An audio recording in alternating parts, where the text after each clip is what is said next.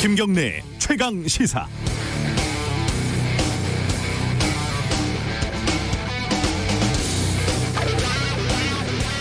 요즘은 코로나 때문에 출장도 여행도 해외로 가는 게 어렵습니다만 떠올려 보면은 도착한 외국 공항 광고판에 영어로 SAMSUNG 샘성이라는 글씨가 꽤나 반가웠던 기억이 아련하죠. 호텔에 가면 어김없이 삼성 텔레비전이 있고 해외에서 삼성 갤럭시 쓰는 현지인들을 보면 괜히 으쓱해지는 게 있었죠. 제가 2007년에 KBS에 있을 때 우연히 삼성과 언론의 비정상적인 관계에 대해서, 정확히는 삼성 프레스 라이온스라는 수상한 이름의 모임을 비판하는 기사를 쓴 이유로 운명인지 악연인지 불운인지 행운인지 꽤 오랫동안 삼성을 비판하는 기사를 쓰게 됐습니다. 그 결정판은 사실 상중에 말씀드리기도 민망한 기사였죠. 그러나 저도 해외에 나가면 아까 말씀처럼 삼성 덕분에 어깨가 올라가는 건 마찬가지고, 저에게도 삼성을 다니거나 연관이 있는 가족과 친지, 친구와 지인들이 있고, 지금 제가 이 문장을 쓰고 있는 노트북도 삼성이더군요. 물론 삼성을 여기까지 키운 것이 전부 이건희 회장 개인일 수는 없겠지만, 그렇다고 해서 또 이건희 회장의 역할을 일부러 작게 볼 필요도 없는 거 아니겠습니까? 상투적인 표현으로 누구나 갖고 있는 빛과 그림자, 이건희 회장의 그것들은 각각 너무나 커서 빛을 보는 사람들에게는 그림자가 없는 것 같이 보일 수도 있고, 그림자에 있는 사람들은 빛이라는 것 자체가 느껴지지 않을지도 모르겠습니다. 하지만 보지 못해도 느끼지 못해도 있는 건 있는 겁니다. 그러니 각자의 방식으로 그 거인, 좋은 뜻이건 나쁜 뜻이건 가네요, 그 거인의 죽음을 기억하고 받아들이면 그뿐인 것 같습니다. 너무 강요하지 말고요. 10월 26일 월요일 김경래 최강시사 시작합니다.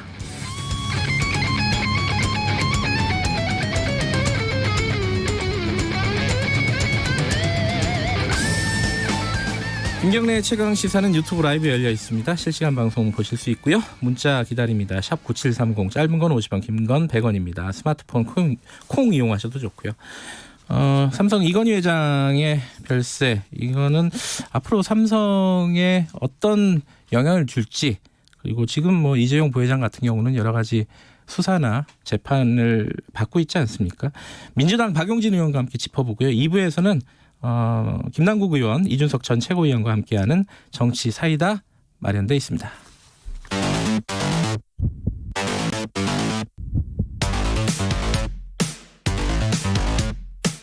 오늘 아침 가장 뜨거운 뉴스 언박싱. 네, 뉴스 언박싱 민동기 기자 나와 있습니다. 안녕하세요. 안녕하십니까. 김민아 시사평론가 나와 계십니다. 안녕하세요. 안녕하세요. 이건희 회장이 어제죠? 정확하게 시간으로 얘기하면 어제 별세를 한 거죠? 네, 어제 삼성 서울병원에서 별세했고요. 예. 향년 78세입니다. 지난 2014년 급성 심근경색으로 자택에서 쓰러진 뒤에 6년 5개월 동안의 투병 끝에 사망을 했습니다. 네. 삼성은 코로나19 상황 등을 고려해서 가족장으로 치른다라고 밝혔고요. 장례는 원불교 방식의 원불교 교단장으로 치러질 계획이라고 합니다. 그 이건희 회장이 생전에 부인 홍나희 씨와 함께 원불교에 입교한 것으로 알려졌고요. 네. 발인은 28일 오전이고 장지는 서울 경기 용인시 선영으로 알려지고 있습니다. 원불교에 입교한 건 좀 처음 알았네요. 이번에 처음 알았습니다. 저도. 그렇군요. 네. 어쨌든 이건희 회장에 대한 평가들이 언론을 보니까 쭉 여러 군데서 분석을 하고 있습니다. 가장 눈에 띄는 건 당연히 삼성이라는 그룹을 여기까지 크게 덩치가 이건희 회장이 취임하고 나서부터 따져보면은 굉장한 속도로 커진 거죠. 삼성이 어느 정도입니까? 구체적인 숫자로 보면은? 구체적인 숫자로 보면은요. 네. 회장으로 취임한 게 1987년이거든요. 네. 그때 당시 9조 9천억 정도였던 매출액이 예. 2014년, 그러니까 심근경색으로 쓰러졌던 그 해인데요. 2014년에는 338조 6천억으로 34배 늘어났고요. 예. 지난해 삼성전자 연간 매출액이 230조 원인데 이게 우리 정부 예산의 절반에 이르는 그런 금액입니다. 그러니까 이게 과거에 우리가 어렸을 때 생각해 보면 삼성전자 이 로고가 빨간색 그 네모 맞아요. 세 개 있는 그 시절이 있었습니다. 근데 그때는 그렇게 삼성전자가 우리나라 1등이냐도 사실 1등을 다투는 기업 중에 하나였던 것이지 그렇죠. 1등이다라고 얘기하기에는 뭐한 그런 상황인데 이건희 회장이 어쨌든 취임하고 나서 이제 삼성전자 그리고 반도체 이런 것들에 집중하는 어떤 그런 경영 전략을 펴면서 앞에 쭉 말씀하신 대로 우리가 해외에 나가면 왠지 그냥 그 파란색 삼성 로고를 보면서 약간 자랑스러워할 수 있는 그런 일을 만든 거 아니냐 이런 평가를 많이 하고 있는 거죠. 예. 그때만 해도 가전은 금성이었죠. 그죠? 뭐 그때도 금성 그때 이제 로고가 골드스타도 또 골드스타 로고 저 기억납니다. 여기서 뭔가 동시대성을 확인하네요. 제가 그래도 가장 젊은데. 그 언론들이 이제 이건희 회장이 남긴 여러 가지 어록들이 있습니다. 그것들을 많이 얘기하는데 이제 그 어록들을 보면은 이건희 회장이 삼성에서 어떤 것들을 중심으로 해서 일을 진행했는지를 볼 수 있으니까 아마 분석들을 하는 것 같은데 어떤 어록들이 있습니까? 그러니까 원래 그 은둔의 경영자라고 해가지고 잘 안 알려진 그런 회장이었는데요. 93년에 이른바 그 독일 프랑크푸르트 신경영 선언을 하거든요. 예. 이때 그 프랑크푸르트의 한 호텔로 핵심 임원 200명을 불러 모읍니다. 이건희 회장이. 그때 예. 미래에는 전 세계 어디에서도 통신이 될 것이다. 그 TV 브라운관이 벽에 붙는 시대가 올 것이다. 93년도에 이렇게 얘기를 했고요. 이때 이제 사실 이것보다 더 언론의 주목을 받았던 게 마누라와 자식 빼고 다 바꿔라. 이 얘기를 해서 이제 언론이 상당히 주목을 받았고요. 네. 그리고 95년 4월에는 중국 베이징을 방문을 했는데 한국 특파원단을 만났거든요. 네. 이때 또 굉장히 유명한 말을 남겼습니다. 우리의 정치인은 4류 수준, 관료 행정은 3류 수준, 기업은 2류 수준이다. 이렇게 얘기를 하기도 했습니다. 네. 이때만 해도 젊었었던 거예요. 굉장히 이건희 젊었습니다. 회장이 네. 사회적으로 거침없는 발언들을 하고. 그렇죠. 그리고 본인이 이제 회장이 된 이후에 가장 문제라고 생각했던 게 어떤 비효율 이런 거라고 이제 판단을 했던 것 같습니다. 그래서 당시에 삼성을 비롯해서 국내 이런 뭐 업체 전자업계들이 불량률이 굉장히 높았거든요. 그런데 뭐 보셨지만 이제 이건희 회장이 다 바꿔라 이렇게 얘기하기도 하고 이른바 애니콜 화형식 이런 것들이 진행을 하면서 불량률을 어쨌든 줄이고 지금의 어떤 삼성의 어떤 퀄리티를 만들어낸 것은 또 이런 약간 이제 경영자의 어떤 좀 밀어붙이는 추진력이 있었기 때문에 가능하다 뭐 이렇게 볼 수가 있는 부분인데 앞서 말씀하신 이제 뭐 우리 정치는 4류, 관료 행정은 3류, 기업은 2류 이 얘기는 당시에 이제 규제 완화가 불충분하게 돼서 기업이 못 크고 있다. 이 점에 있어서의 발언 이런 것들을 한 것이기 때문에 또 재계에 있어서 재계가 원하는 것들을 좀 사회적인 스피커로서 이렇게 논리를 키워주는 역할을 또 했다. 이런 평가가 있는 거죠. 뭐 그림자 아까 뭐 저도 말씀드렸지만 뭐 빛과 그림자, 뭐 빛과 그늘 뭐 이런 식으로 많이들 평가를 하는데 그림자를 좀 보면은 사실 뭐 굵직굵직하게 보면 엑스파일 사건이 있었고 그렇죠. 김용철 전 변호사의 뭐 삼성을 생각한다 네. 비자금 사건이 있었고 그 이후에는 뭐 그 뇌물 국정농단 사건이 이렇게 쭉 이어지는데 어쨌든 가장 그 큰 사건이라고 하면 김용철 변호사 때 사건인 것 같아요. 비자금 사건. 그때는 뭐 퇴임까지 했었던 상황이니까요. 그렇죠? 2007년인데요. 예, 그거만 잠깐 짚어보죠. 예. 네, 김용철 변호사가 양심 선언을 했습니다. 예. 당시 삼성이 광범위하고 조직적인 불법 비자금과 로비, 차명 재산을 가지고 있다. 네. 이 의혹이 좀 드러났는데요. 삼성 비자금 특검을 거치면서 이건희 회장이 대국민 사과라고 삼성 경영에서 물러났거든요. 네. 그때 물러났을 때 뭐라고 했냐면 순환 출자 해소라든가 지주회사 전환을 약속을 했고요. 네. 숨겨왔던 차명 재산의 실명 전환 뒤에 벌금과 세금을 내고 남은 돈은 사회에 환원하겠다 이렇게 약속을 했는데 근데 이게 제대로 약속이 지켜지지 않았다라는 그런 비판이 제기가 됐습니다. 예. 아직 뭐 지배구조도 완벽하게 갖추지 못한 상황이고 사회 환원도 뭐 부족하다라는 지적들이 많아요. 그렇죠? 약속을 지키지 못했다라는. 어쨌든 이 상황에서 지금 이재용 부회장은 수사를 받고 있고 국정농단 뇌물 사건 그리고 지금 편법 승계 때문에 벌어지고 있는 삼성물산하고 제일모직의 합병에 문제가 있다라는 그 사건에서 지금 수사를 받고 재판을 받고 있는 상황입니다. 근데 지금 이제 이건희 회장이 남긴 재산이 18조? 그죠? 네, 18조입니다. 그러니까 지금 뭐 보유 주식 평가액을 이제 따져보면 18조 원인데 이게 예. 삼성전자, 삼성 SDS, 삼성물산, 삼성생명 이런 이제 그 기업에 대해서 이건희 회장이 최대 주주이거나 특수 관계인으로 되어 있는 거거든요. 네. 근데 이제 상속이 문제가 됩니다. 이렇게 되면 지금 상속세 법령에 따르면 주식 상속액이 30억 원을 넘으면 최고세율 50%를 적용을 하고 최대 주주 또는 그 특수관계인일 경우에 평가액의 20% 할증을 하게 되어 있는데 이걸 따져보면은 이재용 부회장이 내야 될 상속세는 거의 10조 원에 육박한다. 이런 이제 계산이 나오거든요. 나오거든요. 네. 이제 이 현실적으로 10조 원을 이제 한 번에 내기는 어렵기 때문에 일단 연부 연납제도라는 걸 활용을 해서 뭐 좀 나눠내는 방향으로 이제 좀 방법을 모색하지 않겠느냐 이런 지적이 나오는데 그래도 지금 연간 1조 원 이상 납부해야 된다 이런 얘기가 나오고 있어서 이재용 부회장이 좀 주식을 담보로 대출을 받는다든지 배당을 늘리는 식으로 현금을 확보한다든지 뭐 이렇게 하더라도 삼성생명 지분 같은 경우는 일정 정도 처분해야 되지 않는가 이런 지적도 나오고 있습니다. 그러면 여기에 연이어서 이제 삼성의 지배구조 이런 것들이 또 개편돼야 되고 변화될 가능성이 있다 이런 지적이 나오고 있죠. 정치권 반응들도 많이 있었는데 이제 물론 대통령도 조화를 보냈고 그리고 뭐 여당 야당 다 이제 반응들을 보였는데 이 부분에 대한 약간의 논란도 있고 있습니다. 근데 그 부분은 저희들이 언박싱 끝나고 박용진 의원하고 같이 좀 얘기 나눠보도록 하고요. 다음 얘기로 좀 넘어가죠.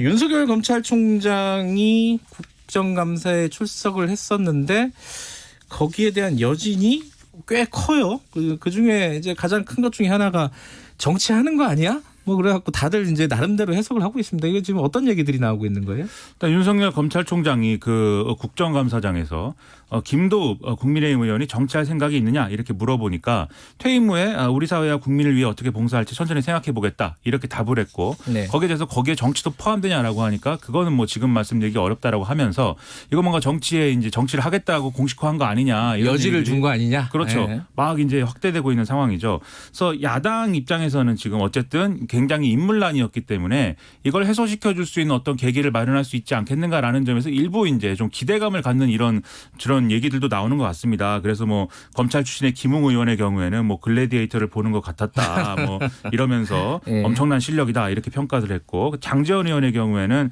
거침없는 답변, 폭발적 제스처, 강렬한 카리스마 이런 여진이 쉽게 가라앉지 않을 것이다 이렇게 주장을 하기도 했는데요. 네. 반면 좀 불만스러워하는 어떤 그런 목소리도 나옵니다. 내부에서는 예를 들면 이제 국정농단이라든지 이런 것에 대해서 강하게 수사를 하면서 보수를 사실상 괴멸시킨 사람인데 우리가 받아들일 수 있겠느냐 이런 불만이 제기되는가 하면 정치권에서 훈련되지 않은 사람인데 전 고건 전 총리라든지 반기문 전 유엔 사무총장이라든지 이런 전례를 따라서 뭐 그런 식으로 이제 좀 뭐 말만 많고 결국 성과는 없는 그런 상황이 되는 거 아니냐 이런 우려도 나오는데요. 또 대권주자들 입장에서는 결국은 당 외에 있는 사람들만 계속 이렇게 조명받고 있지 않습니까? 최근에 오세훈 전 서울시장이 우리 대권주자들 모두 모여가지고 협의체도 만들어보자 이런 전향적인 제안도 하고 했는데 좀 나름대로 씁쓸하다 이런 반응도 나오고 있는 것 같습니다. 이 얘기는 뭐 최고의 정치에서 좀 주요하게 다룰 거니까 그때 얘기하도록 하고요. 지금 정치권에서는 제일 큰 게 공수처장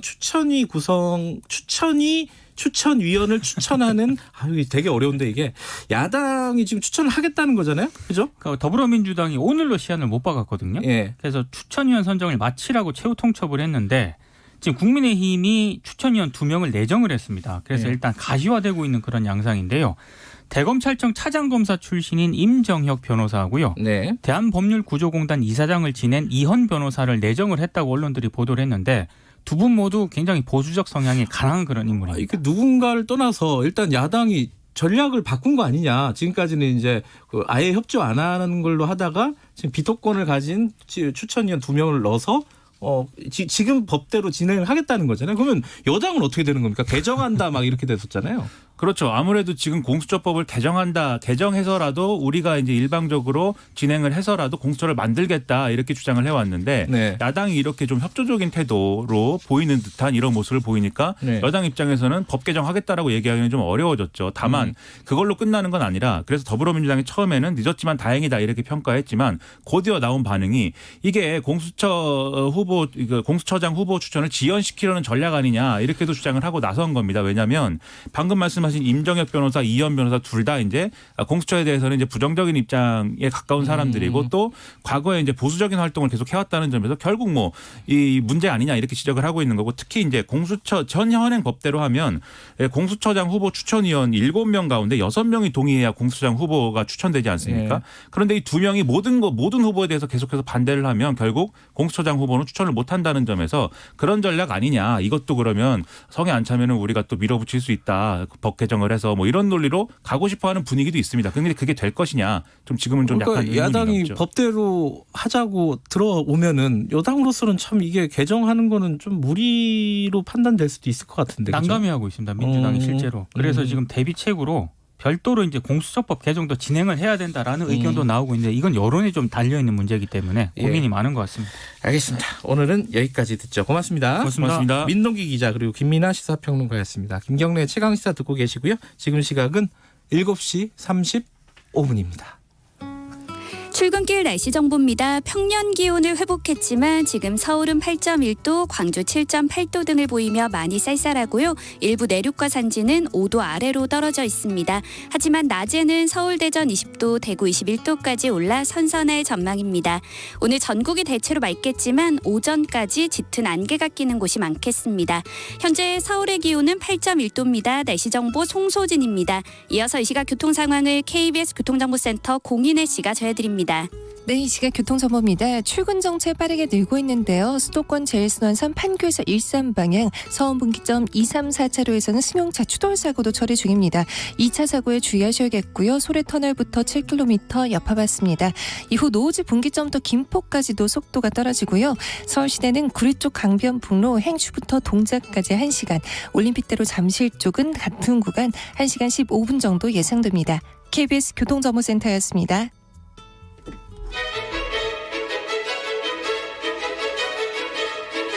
우리 사회의 다양한 현안을 공정하고 깊이 있게 다룹니다. KBS 1라디오 김경래의 최강시사. 네, 이건희 삼성전자 회장이 어제 별세를 했습니다. 이게 이재용 부회장, 아들 이재용 부회장이 경영을 맡은 지는 사실 몇 년이 됐는데 그럼에도 불구하고 앞으로 삼성의 변화가 어떻게 진행이 될지 특히 뭐 지배구조 관련해서 여러 가지 남은 일들이 있습니다. 상속세 문제도 있고 지금 뭐 재판받고 있는 문제도 있고요. 더불어민주당 박용진 의원이 어떻게 생각하는지 많이들 궁금해하실 겁니다. 박용진 의원과 얘기 좀 나눠보겠습니다. 안녕하세요. 예, 안녕하세요. 박용진입니다. 예, 이게 벌써 6년이네요, 그죠? 병상에 그러네요. 누워 계신 지가. 박용진 의원도 페이스북에다가 글을 쓰셨어요. 예. 고민을 많이 하셨을 것 같아요. 이런 일이 생기면 항상 고민이 되잖아요, 그죠? 네. 어떤 생각을 하시면서 쓰셨습니까? 일단 우리 경제계의 거인이 네. 이제 별세했다라고 하는 것에 대한 의미도 상당히 크고요. 사실 저는 무슨 생각을 했느냐면 네. 그 정주영 회장 그리고 이건희 회장 뭐 혹은 그 선대인 이병철 회장 네. 다 마찬가지로 그 권위주의 시대, 그 대한민국의 그 한참 개발하던 시대에 우리 경제를 이끌어왔었던 창업주 혹은 2세대 이분들이 이제 다 퇴장하신 이런 의미가 상당히 커요. 그건 뭐냐면 그 시대에 먹고 살기 어려웠을 때 잘 살아보자, 그리고 국가적으로 기업에게 모든 특혜와 권한을 다 몰아주고 당신들이 책임지고, 박정희 대통령 표현에 따르면 임자들이 책임지고 경제를 이끌어라고 하는 식의 국가적 차원의 지원, 혜택, 이런 방식으로 기업을 키우고 이끌어가야 하는 시대는 이제 끝났다. 상징적으로 보여주는 거라고 저는 생각을 했어요. 예. 그래서 이제 뭐 3세대, 4세대 창업주의 3세대, 4세대 되는 분들이 네. 그 대기업 그룹 집단을 이끌어가고 있는데 네. 이제 정말 달라져야 된다라고 하는 걸 상징적으로 보여준다. 이미 많이 달라졌고요. 네. 그래서 한국 경제가 추격형의 그 모델에서 완전히 다르게 이제 세계 시장을 선도하고 그 이끌어 나가는 그 선도형 모델에서 어떤 역할들을 보여줄 거냐, 네. 무얼 더 이렇게 보여줄 거냐라고 하는 걸 한다고 하면 이제 글로벌 기업들하고 어깨를 나란히 하고 있잖아요. 그만큼 아주 상식적이고 시장의 합리성을 갖춘 그런 기업들로 거듭나야 될 타이밍이 됐다. 네. 이미 그렇게 되었지만 그 생각을 많이 했어요. 그러니까 한 시대, 한 세대가 이제 마감이 됐다. 이런 네. 느낌이 강하고. 예. 뭐 박용진 의원도 뭐 세대 교체, 새 질서 이런 말들을 많이 쓰셨습니다. 이제 네. SNS에. 그 얘기를 본격적으로 짚기 전에 이낙연 민주당 대표 같은 경우에도 이제 애도하는 글을 SNS에 남겼습니다. 예. 그런데 그 중에 일부는 이제 그림자에 대한 얘기가 좀 있었어요. 예컨대 뭐 조세 포탈이라든가 정경유착이라든가 이런 과오들도 우리가 이제 앞으로 극복해 나가야 된다. 이런 취지의 문장도 포함이 돼 있었는데 그거 갖고 또 말들이 많더라고요. 어떻게 사람이 사망을 했는데 네. 이렇게 애도의 글에다가 굳이 이런 말을 쓸 필요가 있냐. 뭐 우리 경제에 남긴 족적이 얼마나 큰 분인데 뭐 이런 취지의 댓글들이 굉장히 많더라고요. 어떻게 생각하십니까 이 부분은? 아니 좀 그 논란 자체가 좀 그 이해가 잘 안 되는데요. 예. 그게 이건희 회장이어서가 아니라 사람이 누구든 네. 그 고인을 기억하는 방법은 공과를 한꺼번에 보는 일이에요. 그거를 뭐 굳이 오늘은 그 상중인데 뭐 이러면서 굳이 그러실 필요는 없고, 그러니까 저는 아까 말씀드린 것처럼 권위주의 시대의 경제 모델에서 네.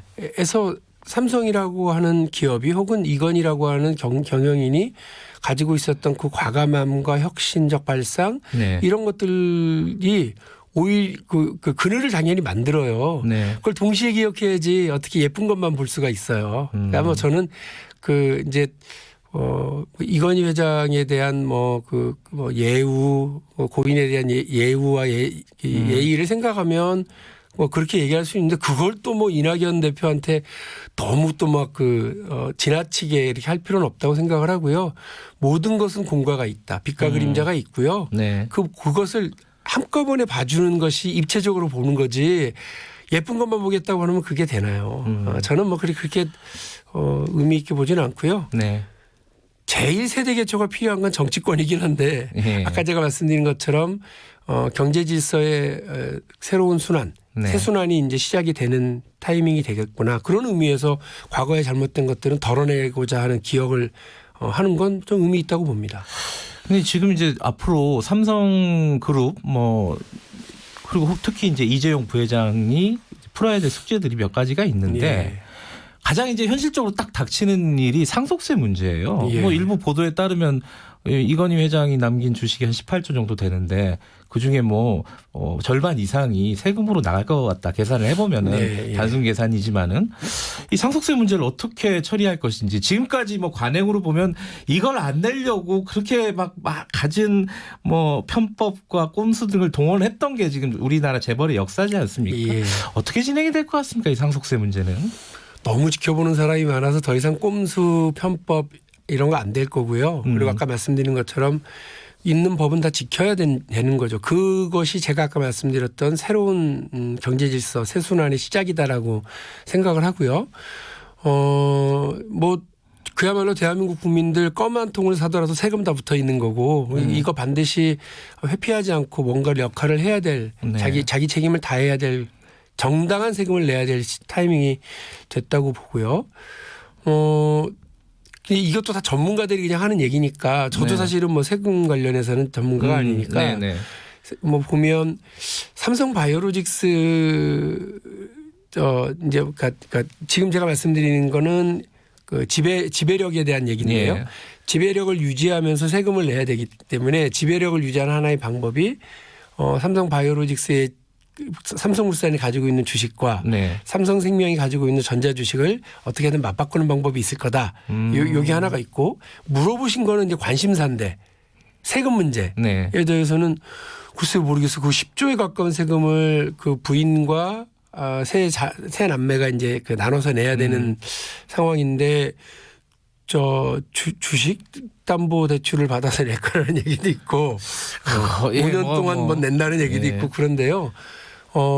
이 문제가 제가 먼저 말씀드렸던 경영권 지배력 상실로 이어지지 않게 하기 위한 방법들을 찾을 거예요. 그러니까 세금 내다가 삼성전자에 대한 지배력, 세금 내다가 삼성그룹 전체에 대한 영향력 이거를 잃는 방식을 채택하지 않을 것이 너무 당연하고요.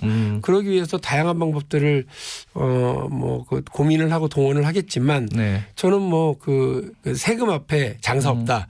그래서 우리 대한민국의 모든 국민들은 지켜야 되는 법이니까 이재용 부회장을 비롯한 이제 유가족분들도 당연히 그에 따른 정당한 세금은 내실 거라고 봅니다. 뭐 세금 그러니까 경영권을 계속 유지하려는 거는 당연히 이재용 부회장의 숙제인데 네. 또 세금 내는 건 또 다른 축이니까 당연히 네. 이건 또 동시에 진행이 돼야 되겠죠. 예. 근데 이제 사람들이 이 세금 문제 플러스 이 삼성 생명이 갖고 있는 삼성전자 주식을 상당수 팔아야 되잖아요. 지금 네. 법에 따르면은. 예. 근데 그 부분이 되면은 지배권을 잃는 거 아니냐 사실상 뭐 이런 걱정을 하는 쪽도 있고 그렇게 되는 거 아니냐고 예상을 하는 쪽도 있는데 어떻게 보세요 이 부분은?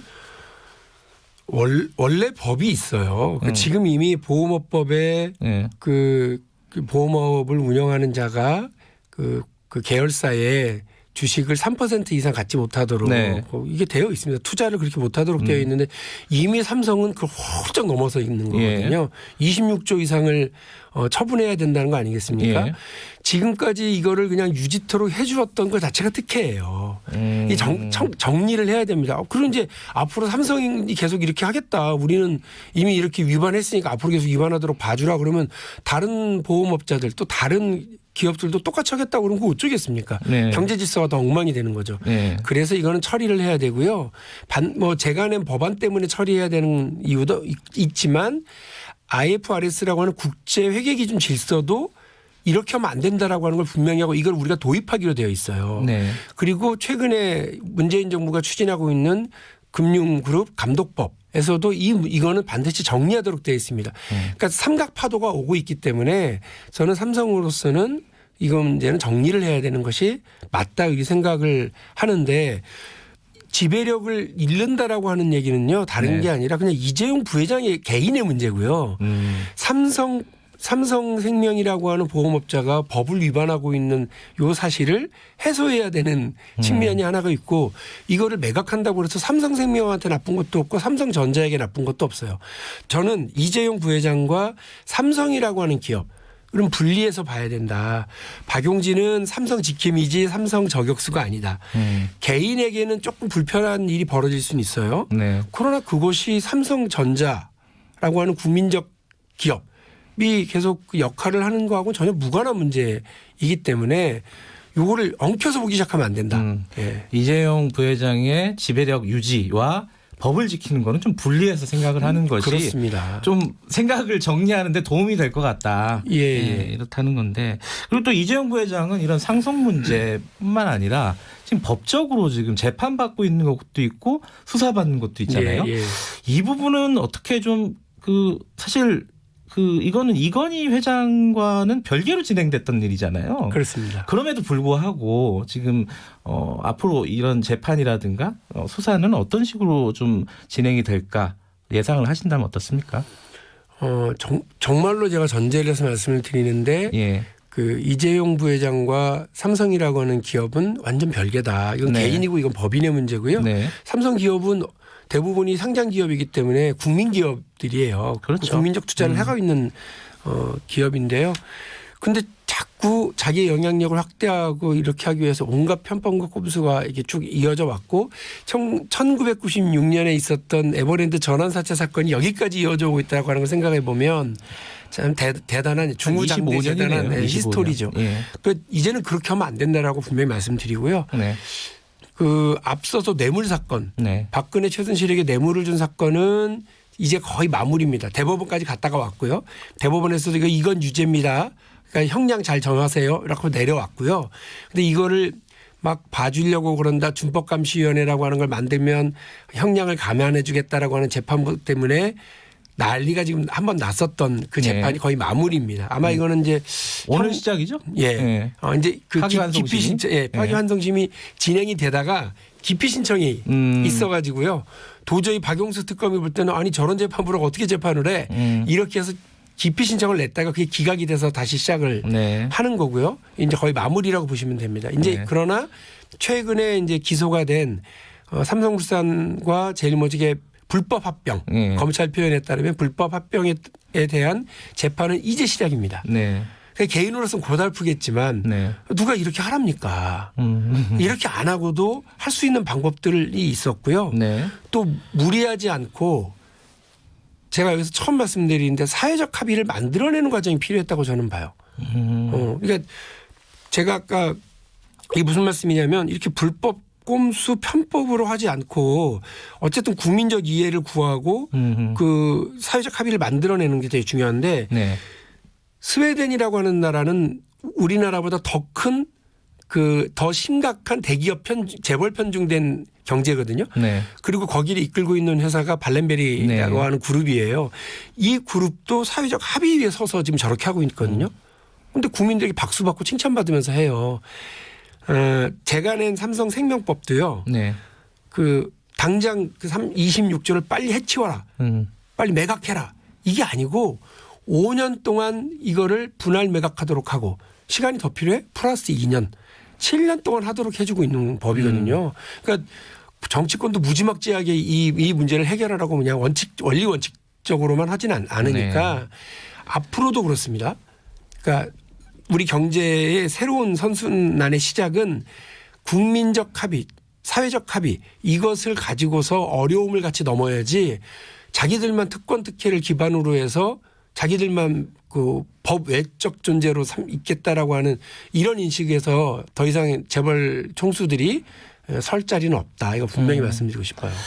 근데 이제 아까 처음에 박용진 의원께서 얘기를 했지만은 이 삼성이 변화를 하는 시점 한 세대가 마무리되고 이제 새로운 경제 질서 이쪽으로 변화를 해야 되는데 이 오히려 재계에서는 아니 정부가 너무 이렇게 수사하고 기소하고 재판하고 몇 년이냐 이게 계속 기업 발목을 잡고 변화를 못하게 하고 있는 거 아니냐 오히려 이런 식으로 막 이렇게 항변을 하고 있단 말이에요. 네. 여기에 대해서는 어떻게 생각하십니까? 아니 죄가 있는데 그거를 확인하고 처벌하지 않으면 그건 나라가 망하죠. 저는 삼성이라고 하는 기업이 우리 사회에 큰 역할을 하고 있고 그걸 지켜야 된다고 생각하고 그리고 아까 말씀드린 것처럼 네. 박용진이 저격수가 아니라 지킴이로서 역할을 하려고 하는 걸 분명히 말씀드리고 그러나 개인이 저지른 범죄를 그거를 확인하고 처벌하지 않으면 그 나라가 망하는데요. 그럼 당연히 그렇게 해야죠. 그러나 제 말씀은 그런 겁니다. 삼성이라고 하는 그 기업을 동원해서 사적 이익을 취했었던 이재용 부회장의 그 범죄 혐의와 관련해서 이미 있었던 뇌물 사건 때문에 벌써 몇 명이 처벌을 당했습니까? 그리고 이번 새로 시작하는 그 재판 삼성물산과 제일모직 합병이라고 하는 과정에서 이미 벌써 8명이 그 형사처벌을 받았고요. 10명이 또 기소가 됐어요. 예. 그 유능한 그 세계적 인재들이거든요. 그런 사람들을 그렇게 그 희생해 가면서 사적 이익을 추구하는 게 맞았냐. 저는 그런 일을 저지르지 말았어야지 그런 일을 저지르고 그걸 바로잡겠다고 수사하고 재판하는 과정 자체를 불만 삼는다? 그러면 나라의 질서가 뭐가 되겠습니까? 저는 앞뒤가 틀렸다고 생각해요. 새 질서로 가려면 좀 매듭은 져야 된다. 네. 예. 오늘 여기까지만 드릴게요. 고맙습니다. 네, 감사합니다. 예, 더불어민주당 박용진 의원이었습니다. 예, 1부는 여기까지 하고요. 잠시 후 2부 8시에 돌아옵니다.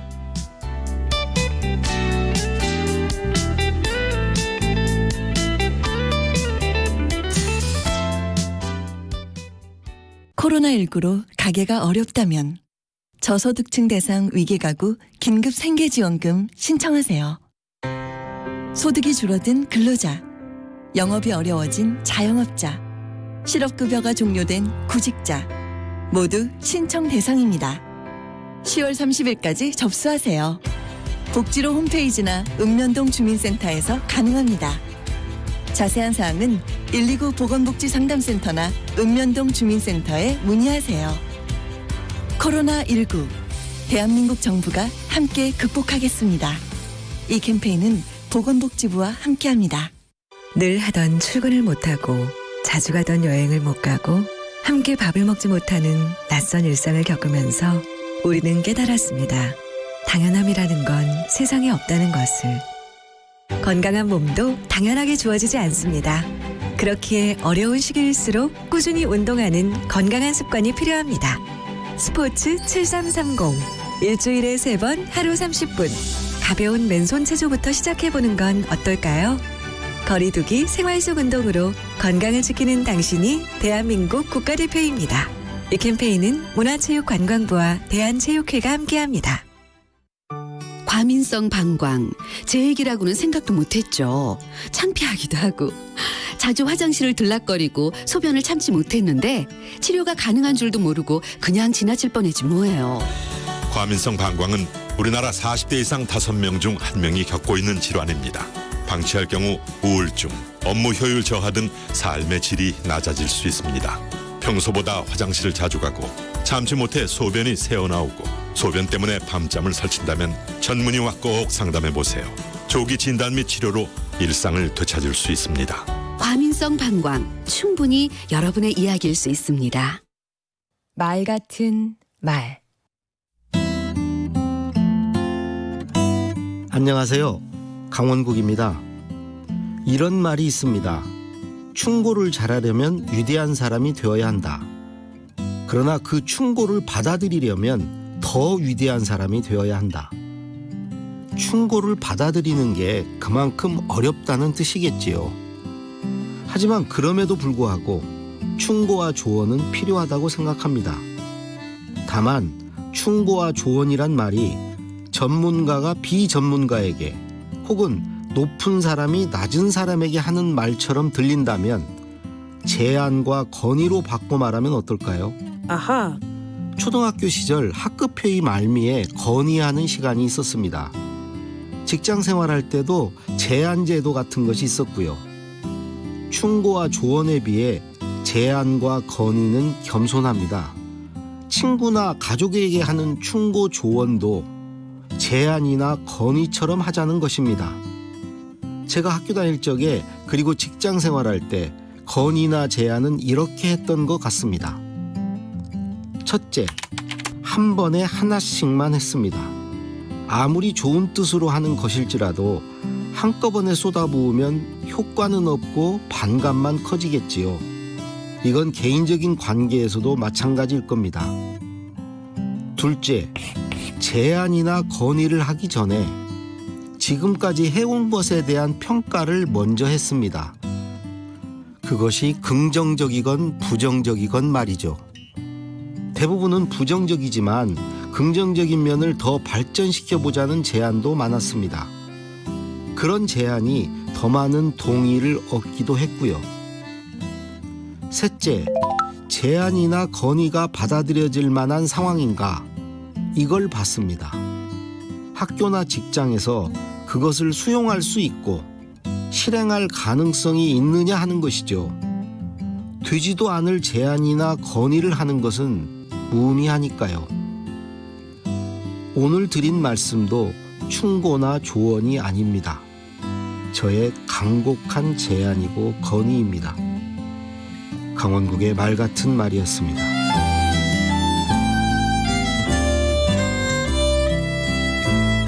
누군가에게 충고하고 싶을 때 먼저 자신을 낮춰보세요. 그리고 제안하세요. 차근차근, 겸손하게, 건설적으로.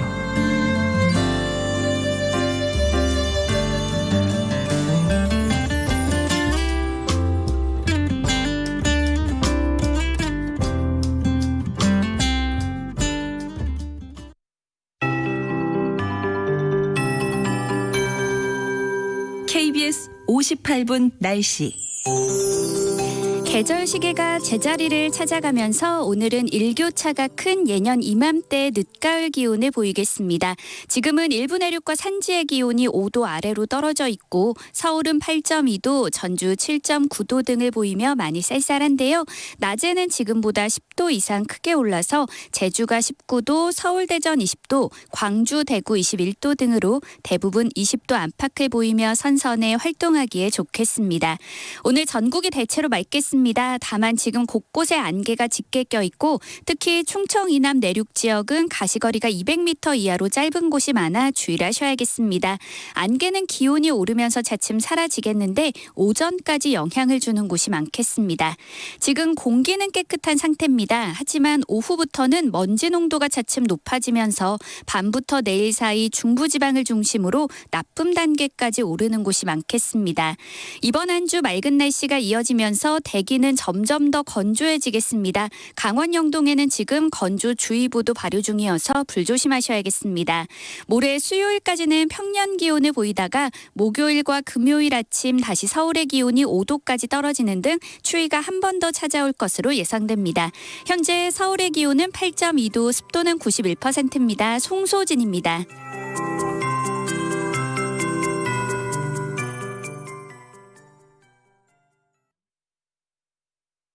정성을 다하는 국민의 방송 KBS가 8시를 알려드립니다.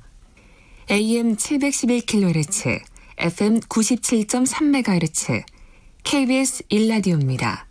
HLKA.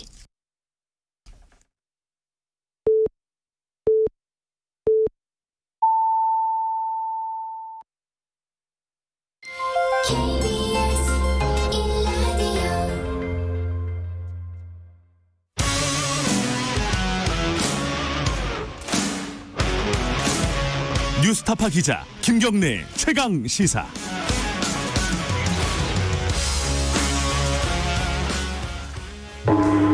최강 시사 정치 사이다.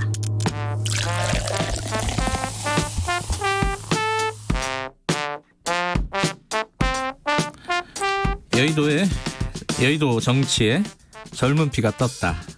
김남국, 이준석 김남국의 정치 사이다. 매주 월요일 두 분과 함께 전국의 뜨거운 현안 다뤄봅니다. 제 목이 좀 갔나요? 추워서 그래, 추워서. 이 스튜디오가 왜 이렇게 추운 거예요? 자, 오늘 두 분 나와 계십니다. 더불어민주당 김남국 의원, 안녕하세요. 네, 안녕하세요. 안산 단오늘의 김남국입니다. 국민의힘 이준석 전 최고위원, 안녕하세요. 안녕하세요. 태능 개발에 반대합니다. 이준석입니다. 근데 반대할 거 또 생겼어요. 뭐 반대? 저희 집 앞에 임대주택 올린다 그래가지고 또 반대해달래요. 임대주택 올리면 좋은 거 아니에요? 근데 민간 사업자가 들어오는데 사실 이쪽이 들어오기가 좀 어려운 곳인데 들어온 과정에 좀 문제가 있지 않았나 그래가 지적하고 있습니다. 알겠습니다. 그 얘기는 나중에 하고. 자, 실시간 방송 보실 수 있습니다. 유튜브. 그리고 샵 9730 짧은 건 50원, 긴 문자는 100원입니다. 스마트폰 콩 이용하셔도 좋고요. 목이 다매네. 자, 윤석열 총장 관련된 얘기 좀 하다가 공수처로 자연스럽게 넘어가서 마무리할 겁니다. 다 이제 교통 정리는 됐는데 일단은 그때 국정감사에 윤석열 총장이 목요일 날 나왔었죠? 목요일 날 나오고 22일. 그죠? 그러고 김남국 의원이 금요일 날 저희 프로그램에 잠깐 나왔었어요. 그때 윤석열 총장에 대해서 공부를 너무 안 해왔다더라 이렇게 얘기를 하셨습니다. 그죠? 네. 그래서 실망했다는 취지로 얘기를 했는데 김웅 의원이 여기에 대해서 이 링 안에서는 떡실신 KO 되고 나서 링 밖에서는 상대방이 준비 안 해왔다고 외치면서 정신 승리하는 것도 배웠다.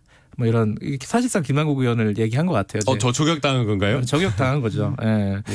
제가 정말 우리나라 기득권 주류를 형성하고 있는 언론과 언론 배후에 있는 사람들이 얼마나 심각한 문제가 있는지를 좀 설명을 좀 드리고 싶어요. 짧게 해주셔야 돼요. 짧게 하면요. 왜 공부를 안 해왔냐고 이야기를 하냐면요. 물어본 것에 하나도 대답을 못했습니다. 옵티머스 사건과 라임 사건이 굉장히 중요한 사건인데 그 옵티머스 사건과 관련되어서 지난해 5월 22일 날 한국전파진흥원에서 무혐의 처분했던 사건이 무혐의 처분되지 않고 기소가 되었다라고 한다면 정말 많은 정말 1조 원 가까운 그 사기 피해자들의 피해를 막을 수 있었을 거거든요. 네. 근데 거기에 대해서 많은 의원들이 질문을 했는데 윤석열 총장 뭐라고 했냐면요. 서울중앙지검 시절에 그거 정결 처리하고 잘 모른다. 이런 말이 있을 수가 있나요? 정결 처리하더라도 중앙지검장이 그 가지고 있는 권한을 정결 처리하는 거거든요. 그리고 그 당시에는 정결 처리해가지고 잘 몰랐다라고 하더라도 국감장에서 공부해갖고 왔어야죠. 그리고 그날 저녁 JTBC 보도가 있었던 김봉현 씨가 자주 출입하고 향응을 접대했다라고 하는 룸살롱 압수수색, 그거 제가 질의했는데 그거 압수수색 처음 본다고 그래요. 아니 그렇게 중요한 주요 사건에 있어서 압수수색은 아니라고 하고 뭐 조사라고는 하는데 참고인 조사와 여러 중요한 진술이 나왔다라고 한다면 수사보고 다 작성됐을 거거든요. 그럼 그런 내용들을 파악해와야 되는데 그런 내용은 파악해오지 않아요.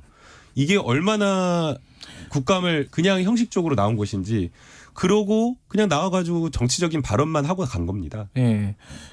근데 거기서 언론이 왜 나와요? 왜 이런 거를 보도하지 않냐라는 거죠. 만약에 여당 의원들이 이런 발언했으면요 네이버 실검 올라가고요 난리가 났을 겁니다.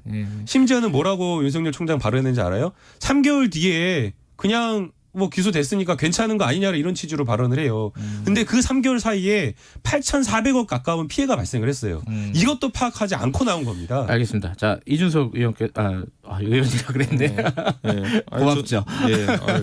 희망사항입니다. 어떻게 생각하십니까? 윤석열 총장이 너무 공부 안 해갖고 이런 거 하나 파악 안 하고 났어요. 저는 어차피 다 이제 김남국 의원도 아는 사람이니까 그 중계 방송 계속 지켜보면서 조마조마한 마음 봤습니다. 그런데 이게 지금 아까 문제는 김남국 의원도 개별 사안에 대해 가지고 굉장히 좀 화가 난 사안이 있는 것 같고 한데. 결국 국민들은 전체 분위기를 본 겁니다. 지난주 목요일 날 있었던 일이라고 함은 결국 여권 의원들이 모두 다 윤석열 총장을 타겟으로 달려들어가지고 이제 사실상 질의를 했는데 항상 여권이 말하는 그런 거 있지 않습니까? 결정적인 뭔가를 만들어내지 못했고 다들 그 안에서 이제 윤석열 총장이 다 반박한 내용들에 대해 가지고 현장에서 재반박하지 못했기 때문에 그냥 끝난 겁니다. 그 상황에서. 그렇기 때문에 저는 지금 시점에서 물론 이제 뭐 당연히 이슈를 더 끌고 나가기 위해 가지고 여러 가지 추가적인 질의나 아니면은 그런 어떤 보충된 의혹 제기 같은 걸 할 수 있겠지만은 저는 그 상황에서만 봤을 때는 결국 윤석열 총장이 지금까지 본인에게 제기된 의혹이나 공격된 사안들에 대해서 효율적으로 방어했다 뭐 이런 생각을 합니다. 저는. 또 재미난 게 뭐냐면요. 그 같은 태도 논란이 있어요. 그 윤석열 총장과 추미애 장관 다 태도 논란을 지적을 하잖아요. 두 분 다 이게 노말하진 않죠. 사실은 이제 국감장에 오면 국회의원은 국민을 대신해서 질의를 하는 거고 또 피감 기관의 장은 국민 앞에서 진술을 하는 거기 때문에 사실은 겸손한 태도로 보이는 게 좋거든요. 추미애 장관이 여러 가지 발언에 논란이 있으면 대서특필돼 가지고 난리가 나요. 오만하다 뭐다. 근데 윤석열 총장은 심지어 책상까지 치면서 허참마 이러면서 반말인지 이런지 막 섞어가면서 막 이야기를 하거든요. 근데 윤석열 총장은 윤석열 총장 워딩 막 나오면서 뭐라고 나오는지 아세요? 소신 발언했다. 윤석열 총장이 뭐 했다 하면서 막 영웅처럼 만들고 추미애 장관은 오만하다 논란이 엄청나게 많은 것처럼 발언을 억울하다 해요. 이런 거네요. 그런 식으로 하면서 이렇게 왜곡된 보도를 하고요. 그리고 논란이 또 있었던 거 있습니다. 언론사 사주 만난 거 있었거든요. 언론사 사주 만난 거 물어보는데 답변을 못해요. 상대방이 있는 거라면서. 근데 이런 부분에 대한 내용은 보도 기사 하나도 나오질 않습니다. 저는 언론사 사주 만났다 해서 문제가 된다 보지도 않고요. 그 만난 것을 왜 그런데 이게 딱 윤석열 총장이 이렇게 말했어요. 아니요, 이렇게 윤석열 총장이 왜 상대방이 있는 상황에서 그거를 공개해야 되느냐. 왜냐하면 그 사람에 대해서도 수많은 억측을 낳고 할 텐데 예를 들어 그냥 사적으로 그냥 만나는 관계라 그러면 왜 그거를 얘기해야 됩니까? 무식한 발언인 거죠, 이것도. 왜? 누가 지금 사생활 여자친구 만난 거 물어본 거 아니거든요. 지금 윤석열 총장은 서울중앙지검 시절에 자신이 수사하고 있는 수사 관계인을 만난 겁니다. 이거 공직자 윤리강령 위반이고요. 또 심지어 그 자리에서 본인이 결재하지 않고 그 사람이 결재했다라고 그 종업원이 사장이 진술을 했습니다. 그래서 김영란법 위반도 있는 거고 여러 가지 논란이 될 만한 사건들이 있는데 이런 게 보도가 하나도 안 되는 알겠습니다. 겁니다. 제가 이준석 의원 말씀 마저 한마디만 듣고 그 주제로 넘어갈게요. 왜냐하면 그 김남국 의원 먼저 시작했으니까. 아니 저는 근데 하여튼 이번에 윤석열 총장에 대해 가지고 이번에 사실 윤석열 총장을 사퇴시키겠다는 의도가 있었는지 모르겠지만은 굉장히 맹공이었거든요. 그런데 항상 늘 얘기하는 건 결정적인 얘기 아무것도 나온 게 방이 없고. 없었다. 이게 오히려 제가 이제 그 전날 있었던 이재명 지사에 대한 국감에 대해 가지고 제가 이제 우리 당 의원들이 질의한 거지만은 이렇게 평가했거든요. 본인들은 강속구 던진다고 던졌는데 그게 구속이 떨어지면 상대는 배팅볼이다. 그런데 윤석열 총장한테도 이번에 거의 배팅볼 무지하게 던지고 왔다. 이런 생각 듭니다. 여당 의원들. 알겠습니다. 그 이후에 지금 이제 김남국 의원이 얘기한 그런 부분들도 논란이 되겠지만은 실제로 많이들 얘기되는 게 이게 하기 좋은 얘기일 수도 있는데 대선에 나오냐 안 나오냐 이것 때문에 지금 좀 실제로 의원들도 여러 가지 발언들이 있었어요. 예컨대 장제원 의원은 확실한 여왕벌이 나타났다. 이런 얘기도 하고 그리고 윤석열 총장 발언 자체가 딱 잘라서 아니다라고 얘기 안 하고 국민에게 퇴임 후에 봉사하겠다? 그건 말씀드리기 어렵겠다? 부정도 긍정도 안 하는 그런 모호한 태도를 보였단 말이에요. 요거는 야당에서는 어떻게 이해하고 계신 겁니까? 저는 윤석열 총장이 어쨌든 퇴임 후 국민봉사 발언은 결국엔 전략적인 발언이다. 저도 그렇게 보고요. 왜냐하면 하도 여당 의원들 괴롭히니까 나중에나 정치할 수도 있어 정도의 뉘앙스를 풍겨야지만 얕잡아오지 않을 거다. 이런 생각 저도 할 거라 봅니다. 개인적으로. 그 인간적으로 봤을 때. 그럼 그 정도에 당연히 할 수 있는 얘기다. 이렇게 보고. 다만 이제 장제원 의원께서는 이제 굉장히 긍정적으로 평가하셨지만은 이분이 지금 우리가 생각하는 야권의 후보로 자리 잡을 수 있을까에 대해 가지고는 오히려 야권 입장에서는 그 이제 적폐청산 수사라든지 아니면 국정농단 수사 때 굉장히 또 강한 모습을 많이 보여줬었기 때문에 그게 부담이 된다고 이야기하는 사람도 굉장히 많습니다.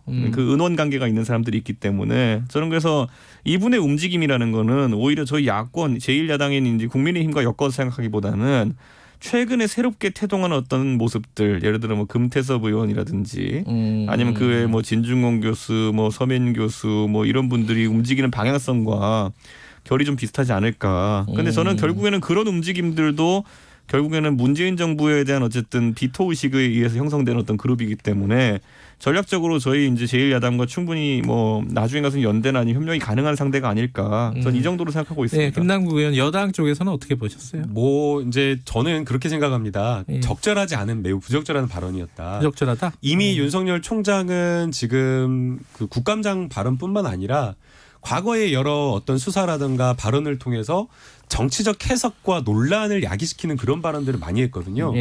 그렇기 때문에 오히려 검찰총장으로서는 정치적인 부분에 있어서 중립과 독립성을 지킨다라는 취지에서 굉장히 좀 조심스러운 발언을 했었어야 되는데 여기서도 또 정치적인 어떤 오해를 불러일으킬 만한 발언을 했다라는 점에서 매우 저는 안타깝다 봅니다. 저는 이거 만약 그 자리에서 그런 질문이 왔다라고 한다면 그건 오해입니다. 그런 생각이 전혀 없습니다.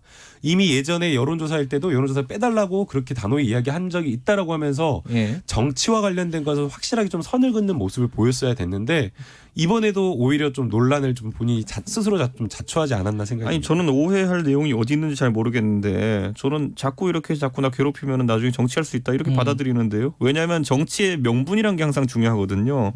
내가 정말 못 먹고 못 살았기 때문에 돈 잘 벌어보자라는 게 내 삶의 목표가 될 수도 있는 거고 내가 이런 불합리한 일을 당했기 때문에 그런 것들을 교정하기 위해 정치하겠다는 것도 목표가 될 수 있는 거고요. 저는 윤석열 총장이 명분을 축적하는 과정이다. 그리고 그걸 뭐 나쁘게 볼 이유가 무엇이냐라고 개인은 생각합니다. 충분히 그럴 수 있다고 봐요. 그러나 윤석열 총장은 개인이 아니라 검찰을 이끌고 있는 검찰 조직을 이끌고 있는 수장이기 때문에 굉장히 조심할 필요가 있고 근데 본인의 어떤 입지나 본인의 어떤 개입보다는 검찰총장으로서 자리를 저는 생각하는 게 더 문재인 맞다고 정부 생각합니다. 들어가지고 원래 그런 관례가 있는 건 저도 알겠는데요. 그러니까 검찰총장이 그렇게 나중에 정치를 꿈꾸면 안 된다는 관례가 있다는 걸 알겠는데 예를 들어 뭐 국회의장 하시던 분도 뭐 총리로 가고 예를 들어 뭐 당 대표 하시던 분도 법무부 장관으로 가고 이런 어떤 관행 깨기에 주도적인 역할을 한 게 문재인 정부 아닙니까? 지금 방금 말씀하신 자리는 다 정무직 정치인들이 한 자리예요. 검찰총장은 수사와 관련되어서 여야 이 부분과 관련해서 엄정한 중립이 필요한 자리이기 때문에 그렇기 때문에 지적을 하는 겁니다. 국회의장은 나중에 어쨌든 다음 알겠습니다. 것을 바라보지 않고 국회를 공정하게 운영하길 바라는 그런 양태가 있기 때문에 항상 지금까지 끝나고 은퇴해왔던 게 관례인데 정세균 총리로 이제 갔고 최근에 서울시장설까지 나오고 이분 계속 재활용하는 거 아닙니까? 저는 그것도 하나의 상당히 중요한 관행이었다 봐요. 국회의장으로서 당적도 버리고 국회를 중립적으로 운영하고 그 다음에는 아무 직도 맡지 않는다 관례였거든요. 그러니까 잘못됐다고 비판을 하는 거잖아요. 근데 잘못됐다고 비판하는 걸 가지고 그 관례 깨졌는데 그러니까 뭐 그거하고 윤석열 총장 사건하고 무슨 상관인 거예요? 아니 저 그런 관례는 깨져도 됩니다. 제가 봤을 때는. 그래서 제가 지켜야 될 관례인 거죠. 중요한 가치인 거죠. 오늘 추미애 그런 식으로 장관이 국정을 어떻게 운영? 정세균 총리 비판하시는 거죠. 정세균 총리 비판하시는 거죠. 비판은 이미 했습니다. 그러니까 그런 식으로 어떻게 국정을 운영하겠어요? 그런 가벼운 생각이 저는 문제라고 보고요. 오늘 두 분 마지막 시간인데 논란을 만드는 것 자체가 적절하지 않다고 저는 생각이 문제 듭니다. 없다고 봅니다. 자, 그거 진중하게 좀 정치를 생각했으면 좋겠어요. 그건 그렇고 근데 대검 앞에 그 화환이 한 200개 지금 서 있다면서요. 그 윤석열 총장을 응원하는. 그래서 진해원 검사 같은 경우에는 여기 나이트냐, 나이트클럽 뭐 개업했냐 이렇게 약간 조롱하는 느낌의 글을 올리기도 했는데 그거 치워야 되는 거 아니에요, 그거? 저는 뭐 그런 모습 안 좋다 봅니다. 왜냐하면은 검찰총장이 실제로 그런 의도가 없다 하더라도 특정 세력의 어떤 지원을 받는 것처럼 보인다든지 이런 거는 위험하다 보고요. 다만 저는 왜 이렇게 우리나라에서 이제 문재인 정부 들어가지고 우리가 검찰총장이 하는 일에 신경을 이렇게 많이 써야 되고 뭐 중앙지검장부터 남부지검장 이름 다 알아야 되고 영장 전담 판사 이름까지 다 알아야 되고 왜 이런 상황이 왔느냐. 계속 왜 이렇게 사법부와 이렇게 검찰에 대해 가지고 뭐 개혁한다고 하면서 평지풍파를 다 일으키느냐. 저는 좀 검찰총장이 뉴스에 좀 안 나왔으면 좋겠습니다. 지금 두 가지 얘기를 해야 되는데 시간이 될지 모르겠네. 일단 그 법무부 장관이 이 라임 관련해 가지고 감찰 지시했잖아요. 근데 이게 수사 중인데 이게 감찰 지시하면은 이 수사에 영향을 주는 거 아니냐 이런 우려가 있단 말이에요. 이거 어떻게 보십니까, 김남국 의원께서는? 이제 해당 부분에 대해서 위법이다, 위법 아니다라는 부분을 가지고 이제 좀 논란이 있었는데요. 윤석열 총장이 법무부 장관의 수사 지휘는 위법이다라고 하면서 이렇게 이야기를 하더라고요. 법무부 장관은 정치인이고 정무직 공무원인데 만약 검찰총장이 부하라면 수사와 소추가 전부 정치인의 지위에 떨어지게 된다. 그래서 이제 검찰의 정치적 중립이나 사법의 독립을 침해당한다라는 식으로 이야기를 하더라고요. 근데 만약 그런 식의 논리다라고 한다면 법무부 장관 지휘와 감독을 받지 않겠다라고 한다면 그럼 누구 밑에 있겠다고 하는 것인지, 법무부 장관의 지휘와 지휘 감독을 안 받는다고 하면 그 위에는 대통령이 있는 거거든요. 근데 대통령도 마찬가지로 정치인이에요. 그래서 이런 식의 윤석열 총장의 논리가 맞지가 않다라는 그걸 그러니까 감찰도 그런 지휘의 연장선이다? 이런 먼저 좀 말씀이신가요? 지적을 하고 싶고요. 이 감찰과 관련된 부분에 있어서는 수사를 바로 가게 하기 위한 감찰이라고 저는 생각이 됩니다. 감찰 항목이 너무 여러 가지가 있는데 우선은 지금 해당 그 사건과 관련되어서 야당 의원과 여당 의원의 이상한 점이 있어요. 여당 의원과 관련되어서는 이 여당 의원 사건이 라임 사건이 아닙니다. 4년 전에 있었던 사건이고요. 뭐 250만 원 뭐 얼마짜리 양복을 줬다라는 아주 오래전 사건인데 이거 같은 경우에는 3개월 전에 뭐 2개월 전에 계속해서 보도가 돼요.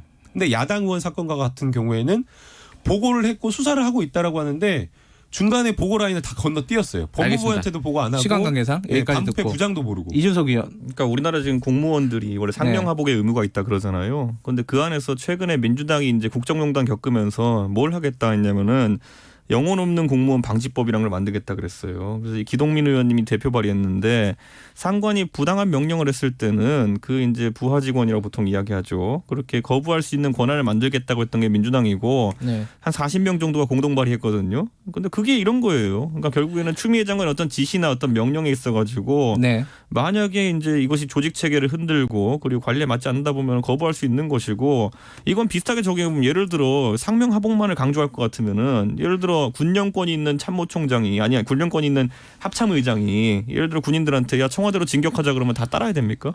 저는 이건 당연히 알겠습니다. 모든 그러니까 명예는 말씀 참 잘하셨네. 위법한 명령에 대해서 다툴 수 있는 거죠.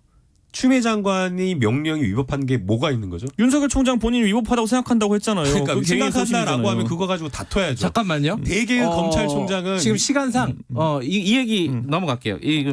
한 말씀씩 하셨으니까 얘기하면 또 해야 되잖아. 30초만 말씀드리면 30초. 너무 공부를 많이 해요, 김남국 의원은. 이것도 참 이상한 거예요. 과거의 총장들, 역대 총장들은 만약 어떤 명령이나 따르기 어려운 지시가 있으면 항상 그것에 대해서 이의 제기를 하면서 문제 제기를 하면서 본인의 직을 던지고 나갔는데 여기는 또 총장은 또 하고 싶다고 하시네. 이상해요. 그러니까 영혼 없는 공무원법이 그런 상황에서 직을 던지지 않고도 이런 거를 다 이의 제기할 수 있게 만드는 법이에요. 제 영혼이 지금 흔들리고 있는데 자, 이게 마지막 이 드디어가 맞는 것 같아요. 공수처 추천위원을 추천했습니다. 야당에서.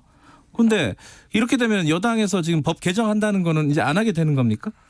이제 저희가 26일까지 추천을 하지 않으면 개정을 하겠다라고 했기 때문에 이제 공수처 추천위원회 출범을 이제 지켜볼 수밖에 없는 거고요. 일단 출범한다.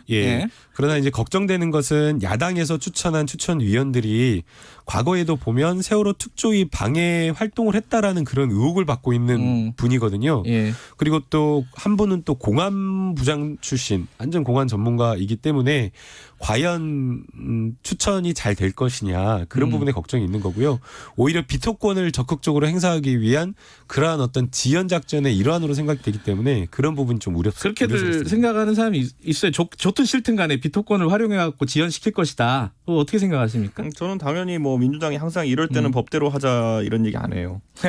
그러니까 법대로 하면은 비토권 써도 되는 거잖아요. 근데 그 얘기 안 하고 저는 뭐 이분들 개개인의 면면이라 함은 뭐 아까 김남국 의원이 우려를 표한 부분도 있겠지만은 이분들은 지금 정치적 상황 속에서 지금 추천위원이 되신 거기 때문에 전 이분들의 개인 판단으로 어떤 이런 상황들이 움직이지 않을 거다. 그렇기 때문에 여당이 공수처의 출범을 빠르게 하고 싶다라고 한다면은 정치적 타협을 이제 가장 최우선으로 추구해야죠. 그리고 주호영 원내대표께서는 벌써 타협의 지점을 제시했거든요.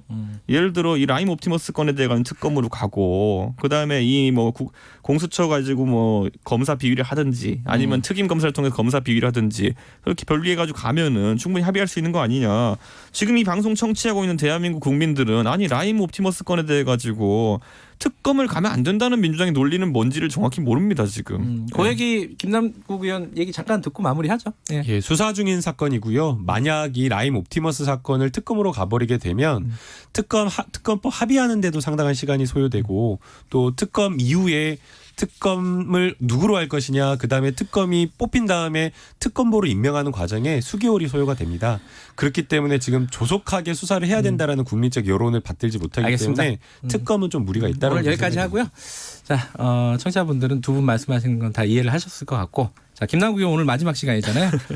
의사 일정 때문에 이제 뭐 월요일 날 출근이 아니라 출연하시는 게 힘드셔가지고 선수 교체가 이루어질 것 같은데 자, 청취자분에게 마지막 인사 한마디 하고 끝내죠. 예, 월요일 날 아침에 청취자 여러분들 만나 뵙게 돼서 너무 반가웠고요. 사실은 이제 저도 출연하기 전에 이제 김경래의 최강 시사 아침에 출근하면서 많이 듣는 그 청취자여서 팬으로서 출연을 했었는데 제가 함께하지는 못하지만 종종 이슈가 될 때 불러주시면 그럼요. 예, 나와서 여러 가지 이야기 현안 말씀드릴 수 있을 것 같고요. 또 저도 청취자로서 열심히 듣겠습니다. 이제 1시간 정도 아침에 더 자요 월요일에 좀. 아니, 김남국 의원 맨날 주말이나 연휴 때 뭐 했냐 그러면 무슨 뭐 공부했다 그러고 이런 얘기 하니까 내가 진짜. 알겠습니다. 오늘 여기까지 하고요. 김남국 의원 지금까지 고생하셨습니다. 예, 감사합니다. 이준석 최고위원도 고생하셨고요. 예, 감사합니다. 자, 여기까지 하겠습니다. 공정하고 깊이 있게 오늘 하루 이슈의 중심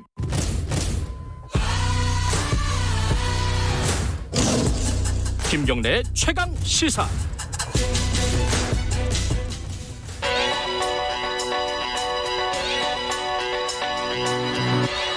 최강 시사 김수민의 눈. 자, 김수민 평론가 나와 계십니다. 안녕하세요. 네, 반갑습니다. 윤석열 총장 얘기 조금만 더 해보면 국정감사 때 정계 진출 의향에 대해서 퇴임하고 한번 생각해 보겠다. 국민에게 봉사할 방법 뭐 이런 약간 모호한 얘기를 했는데 여기에 대해서 좀 뭐 적절하냐 부적절하냐 좀 전에 얘기를 좀 나눴는데 지금 그 얘기를 하려는 건 아니죠. 적절하냐 부적절하냐를. 네, 그렇습니다. 이게 무슨 뜻이냐. 무슨 뜻이냐. 좀 짚어야 될 것 같은데 세 가지 가능성이 있는 것 같아요. 모호한 답변이었던 만큼. 첫 번째는 솔직하게 정치 안 한다는 보장이 없다라고 밝혔을 경우가 있겠고요. 두 번째는 정치할 생각은 별로 없지만 내가 답해야 될 가치는 없다. 굳이 여기서 왜 얘기해야 되느냐 이런 생각을 했을 가능성이고 세 번째는 전략적으로 답했을 가능성입니다. 그러니까 해임, 파면 이런 절차로 잘리게 되면 정치에 입문할 수도 있다. 그러니까 그대로 놔달라라고 하는 만약에 이제 계산된 발언이었다면 그런 것이 아니었을까 싶기도 하네요. 또 하나가 되게 흥미로웠던 부분인데 대통령이 메시지를 전달했다는 거예요. 임기를 지켜라고. 소임을 다해라. 자, 이게 결국은 윤 총장이 임기를 끝까지 갈 수 있는 어떤 지렛대가 되지 않겠느냐 이렇게 해석도 하더라고요. 네, 민주당 측에서 대통령 입장을 확인해 가면서 공세를 해왔던 건 아니기 때문에 갈등은 임기가 끝날 때까지 지속이 될 것 같고 민주당으로서는 글쎄 아마도 여론의 역풍이라든지 이런 것들이 우려돼서 뭐 해임보다는 앉혀놓고 제어하는 길을 찾은 게 아닌가 싶은데 임계점에 다다르게 되면 결심할 수도 있지 않을까 그렇게 보이고 적어도 근데 윤 총장 본인은 그만둘 생각은 없어 보인다라고 하는 게 이번 국감에서 나타난 거죠. 만약에 정계에 입문을 한다고 하면은 어떻게 될 건지를 생각해 보면은 할지 안 할지를 알 수도 있겠죠. 네, 그렇습니다. 근데 저는 처음으로 짚어야 될 것은 그럼 윤 총장이 정치인이 된다면 어떤 이념을 갖고 정치를 할 거냐 이런 부분도 좀 짚어봐야 될 것 같거든요. 이제 검찰 공무원이라서 힌트가 많지는 않은데 본인이 가치관 형성에 영향을 준 책으로 밀턴 프리드먼의 선택할 자유라는 책을 꼽은 적이 있습니다. 그래요? 근데 이 프리드먼이라는 학자가 신자유주의 시장주의 경제학자의 대표격이라고 볼 수 있고 이것은 윤 총장 부친인 경제학자 윤기중 교수의 영향도 좀 보이는 것 같습니다. 그래서 이런 걸 보면 이제 보수다라고 볼 수도 있을 것 같은데요. 근데 이제 인사청문회 때에 냈던 자료 내용에 보면은 성소수자라는 이유로 차별받거나 불이익을 받지 않아야 한다라는 입장도 있어요. 그래서 사회 경제적으로는 보수일 수 있는데 또 이런 사회 문화적 부분에서는 좀 진보적인. 그래서 이게 이제 어떤 시장 문제하고 개인의 자유 문제에서 한쪽은 자유고 한쪽은 좀 통제해야 된다 이런 입장이 많거든요. 보수든 진보든. 우리가 특히 그렇죠. 우리나라가. 예. 근데 이제 윤 총장 입장은 요것만 봤을 때는 양쪽 다 그러니까 시장 자유와 개인 자유를 둘 다 중시하는 리버테리언적인 입장이 리버럴보다 좀 더 자유주의가 더 심한 리버럴은 강한. 이제 경제 쪽에서는 조금 더 통제를 해야 된다라는 입장인데 양쪽 다 자유주의적인 뭐 그런 입장이 아닌가 싶어요. 그러면은 윤 총장이 만약인데 국민의힘 쪽으로 영입이 된다거나 합류하게 된다면 어떻게 될까? 구도가 어떻게 될까? 네. 저는 참고할 만한 전례가 손학규 전 대표라고 보는데요. 그래요? 2007년 대선 때죠. 손학규 전 대표가 민주당 대선 주자들보다 지지율이 높았습니다. 하지만 민주당 쪽으로 합류하면서 경선에서 처지게 되거든요. 그러니까 윤 총장 같은 경우는 보수층 지지도 있고 중도층 지지도 있는 편인데 만약에 국민의힘으로 들어가게 된다면 보수층 내에서는 저 사람 박근혜 전 대통령 수사하던 사람이다. 이런 게 불거질 가능성이 있고 중도층에서도 나는 국민의힘 쪽은 싫은데 하면서 지지율이 빠져서 오히려 이제 정치판에 들어갔을 때 경쟁력이 낮아지는 그런 결과가 또 있지 않을까 싶어요. 좀 역설적이군요. 그거는. 네. 근데 어쨌든 그렇다면은 아까 이준석 최고위원도 그런 얘기를 했는데 독자적인 어떤 방향을 구상을 할 수도 있지 않을까. 이건 어떻게 보십니까? 그러니까 중도층, 무당층 이쪽에서 지지가 있는 것은 유지할 수 있는 방안이 독자적으로 정치를 하는 거겠죠. 그리고 그게 좀 어느 정도 가능한 것은 현재 국민의힘 쪽이 확장이 좀 더디고 있어요. 네. 잘 안 되고 있는 측면이 있고 민주당도 민주당대로 강성 지지층 중심의 노선을 가고 있는 편이라서 지금 여론조사에서도 무당층의 증가세가 뚜렷하게 나타나고 있는 편이거든요. 네. 양당 체제가 탄탄하지 않다. 그렇기 예. 때문에 그 개연성 속에서 윤 총장이 들어서면 파괴력을 가질 수 있다. 이런 진단이 충분히 나올 수 있을 것 같습니다. 그리고 만약에 여기 더해서 국민의힘 쪽에서도 이탈한다. 지지층이. 그렇게 되면은 만약에 국민의힘이 제3당으로 밀려버린다. 이렇게 되면은 윤 총장이 만약에 정치를 하게 될 경우에 파괴력이 있을 수도 있겠죠. 그 지금 말씀하신 걸로만 보면은 그것만 딱 보면은 단순하게 그러면 독자 노선이 나은 거 아니냐? 이렇게 생각할 수도 있는 거 아니에요? 예. 근데 이제 과거 전례도 보면 안철수 대표라든지 정몽준 과거의 의원이라든지 결국에는 3등으로 쳐지면서 단일화에 흡수가 됐었거든요. 이거를 노리는 것이 바로 홍준표 의원이 아닌가 싶어요. 홍준표 의원이 그 정도 정치력이면 여의도판에서도 충분히 통한다. 잘 모실 테니 오시라 이렇게 윤 총장에 대해서 언급을 했거든요.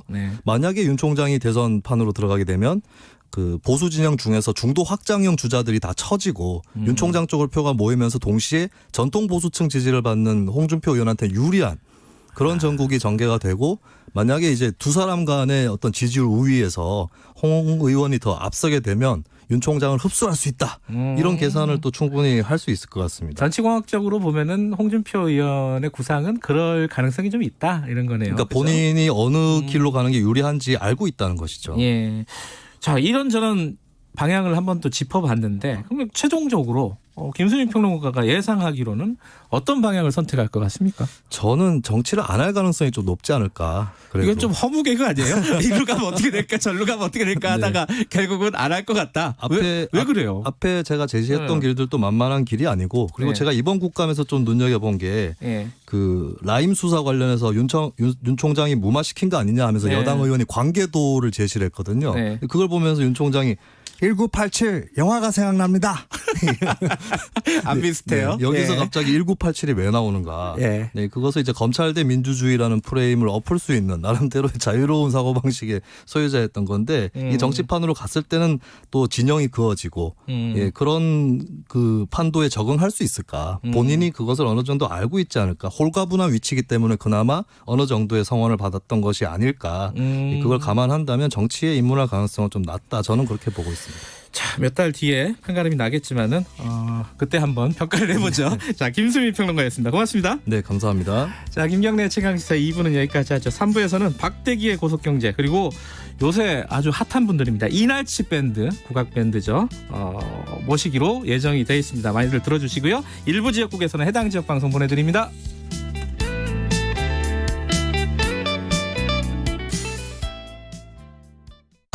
걱정이네. 정년은 코앞인데 애들 뒷바라지는 한창이고 무엇보다 앞으로도 계속 일을 하고 싶은데 말이야. 김 부장, 자네 아직 몰라? 올해부터 정년이 지나도 계속 고용할 수 있도록 기업에 지원금도 주고 퇴직 예정자에 대한 재취업 지원 서비스도 제도화됐잖아. 그래? 그뿐인가 어디. 새로운 인생 산모작을 미리미리 준비할 수 있게 도와주는 생애 경력 설계 서비스도 대폭 확대된다고. 너무 걱정하지 말고 우선 전문기관인 중장년 일자리 희망센터에 가서 도움부터 받아보세.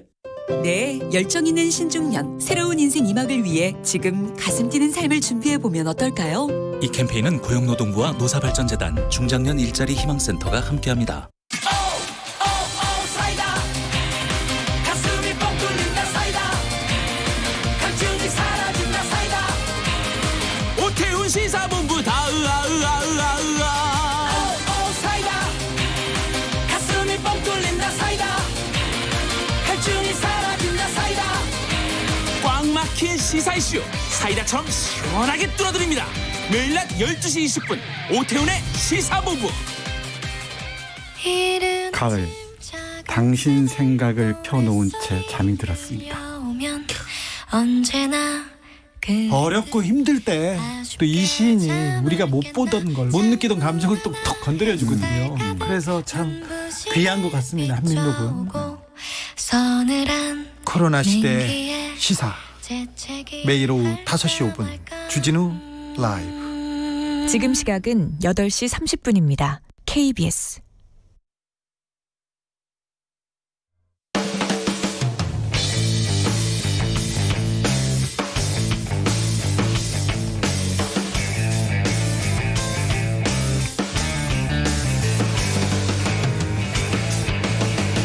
김경래의 최강 시사.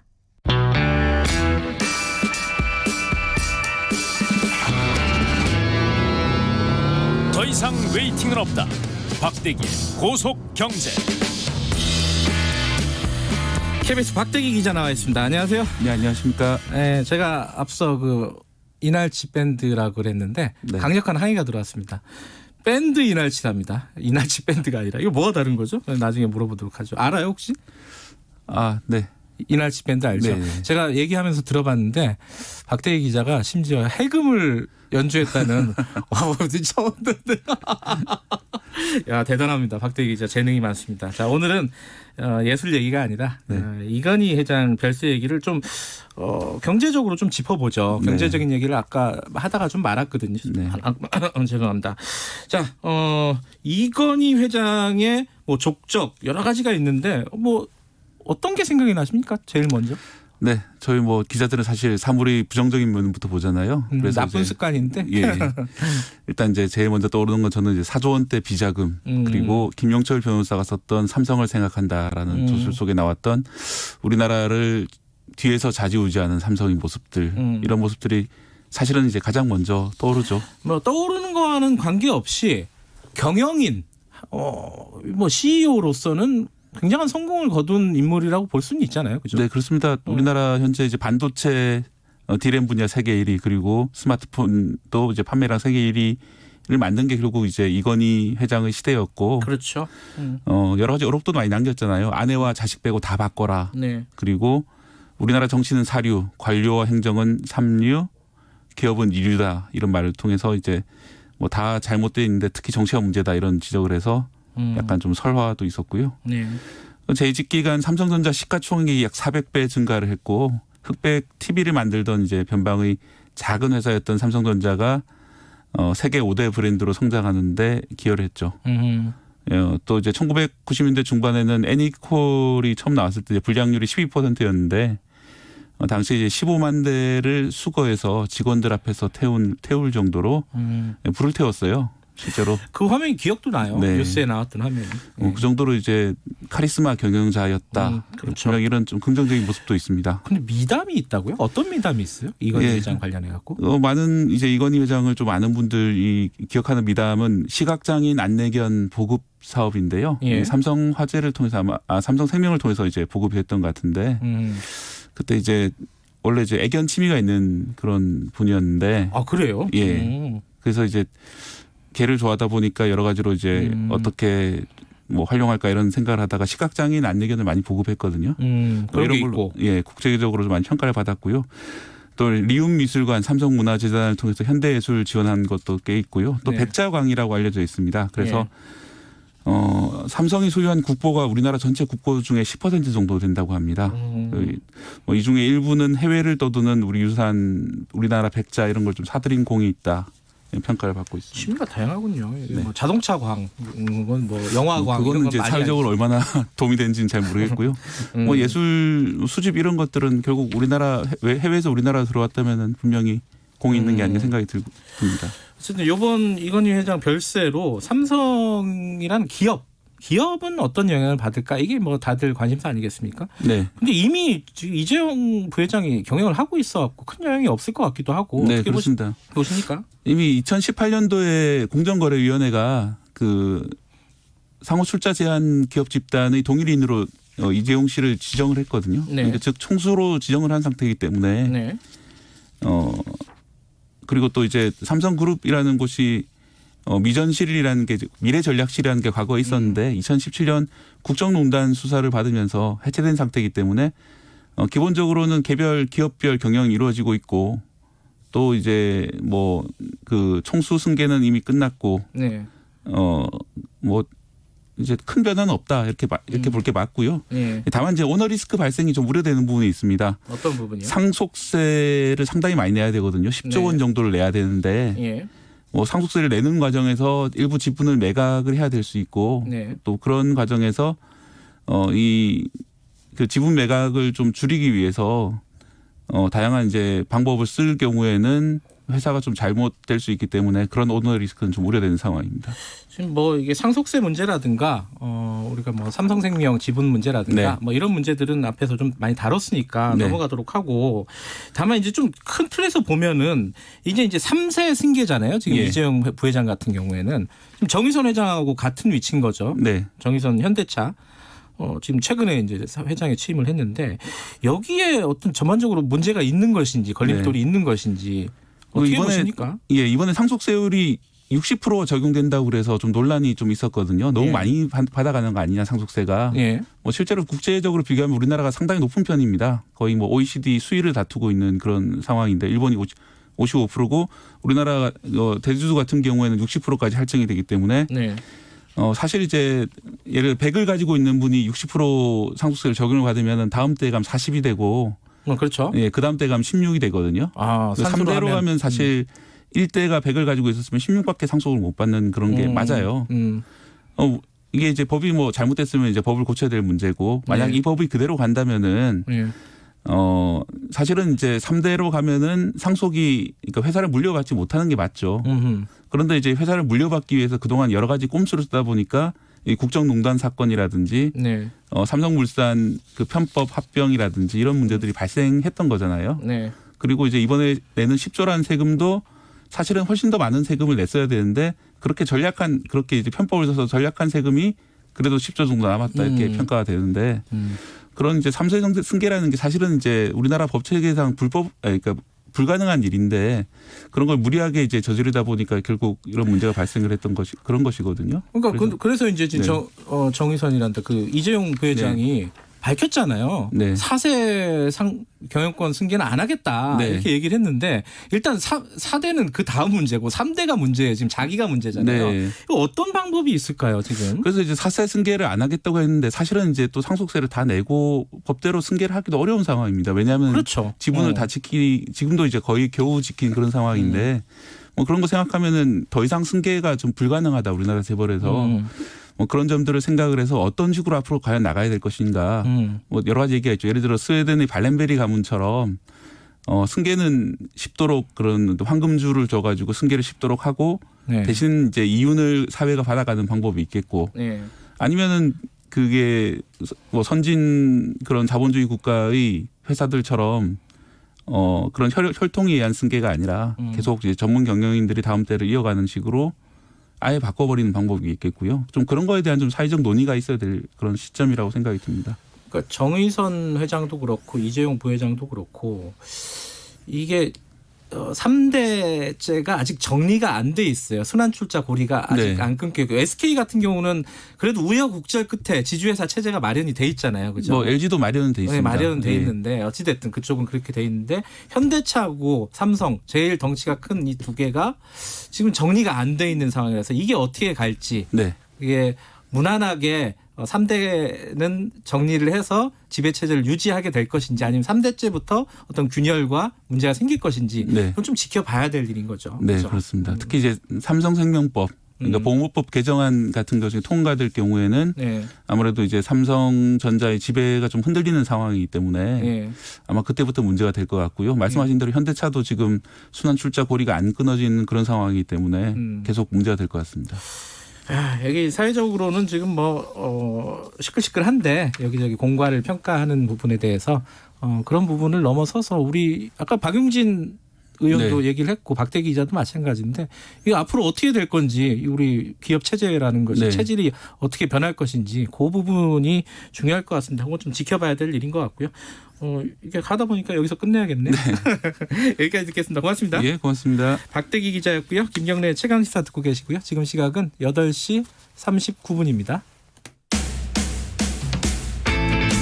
김경래 최강시사는 짧은 문자 50원, 긴 문자 100원인 문자번호 샵 9730 무료인 어플 콩으로 참여하실 수 있습니다. 유튜브 라이브로도 함께합니다.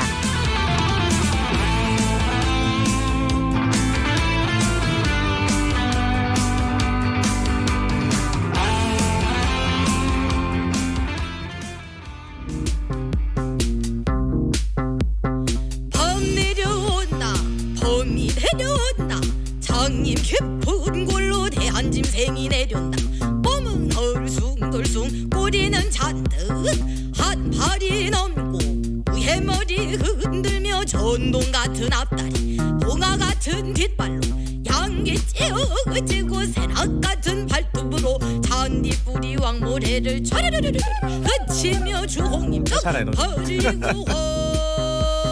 아이고 잡담하느라고 타이밍을 놓쳤습니다. 이 노래 다 들어보셨을 겁니다. 아마 음악을 막 전문적으로 하시는 분이 아니더라도 이 국악인데 여기 최근에 이것처럼 유명했던 국악 노래가 없었던 것 같아요. 조선의 힙스터 뭐 이런 별명도 있고 제가 아까 이날치 밴드라고 했는데 절대 아니라고 한 밴드 이날치 모셔서 이 범 내려온다 이 노래 그리고 뭐 국악이 사실 이렇게 인기 있었던 적이 드물잖아요. 왜 그런지 본인들은 아는 건 잘 모르겠어요. 그리고 앞으로 국악의 방향은 무엇인지 이런 것까지 한번 해볼까요?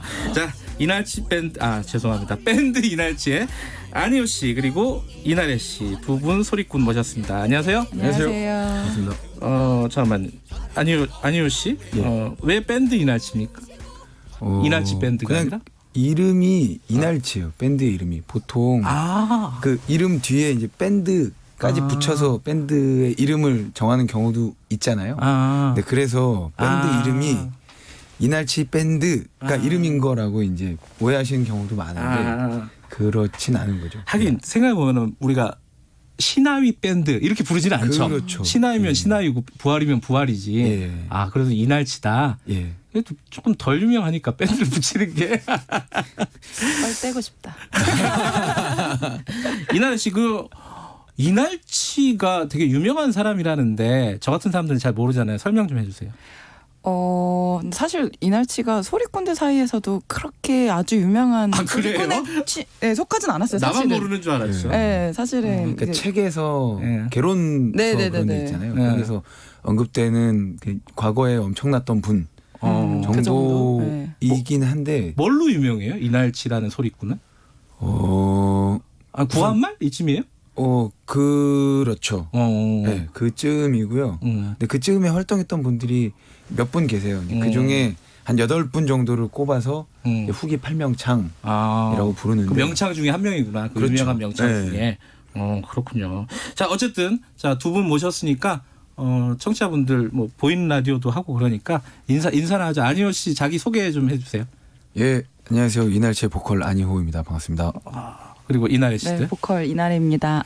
근데 두 분 다 판소리 하는 분이죠. 네. 그죠.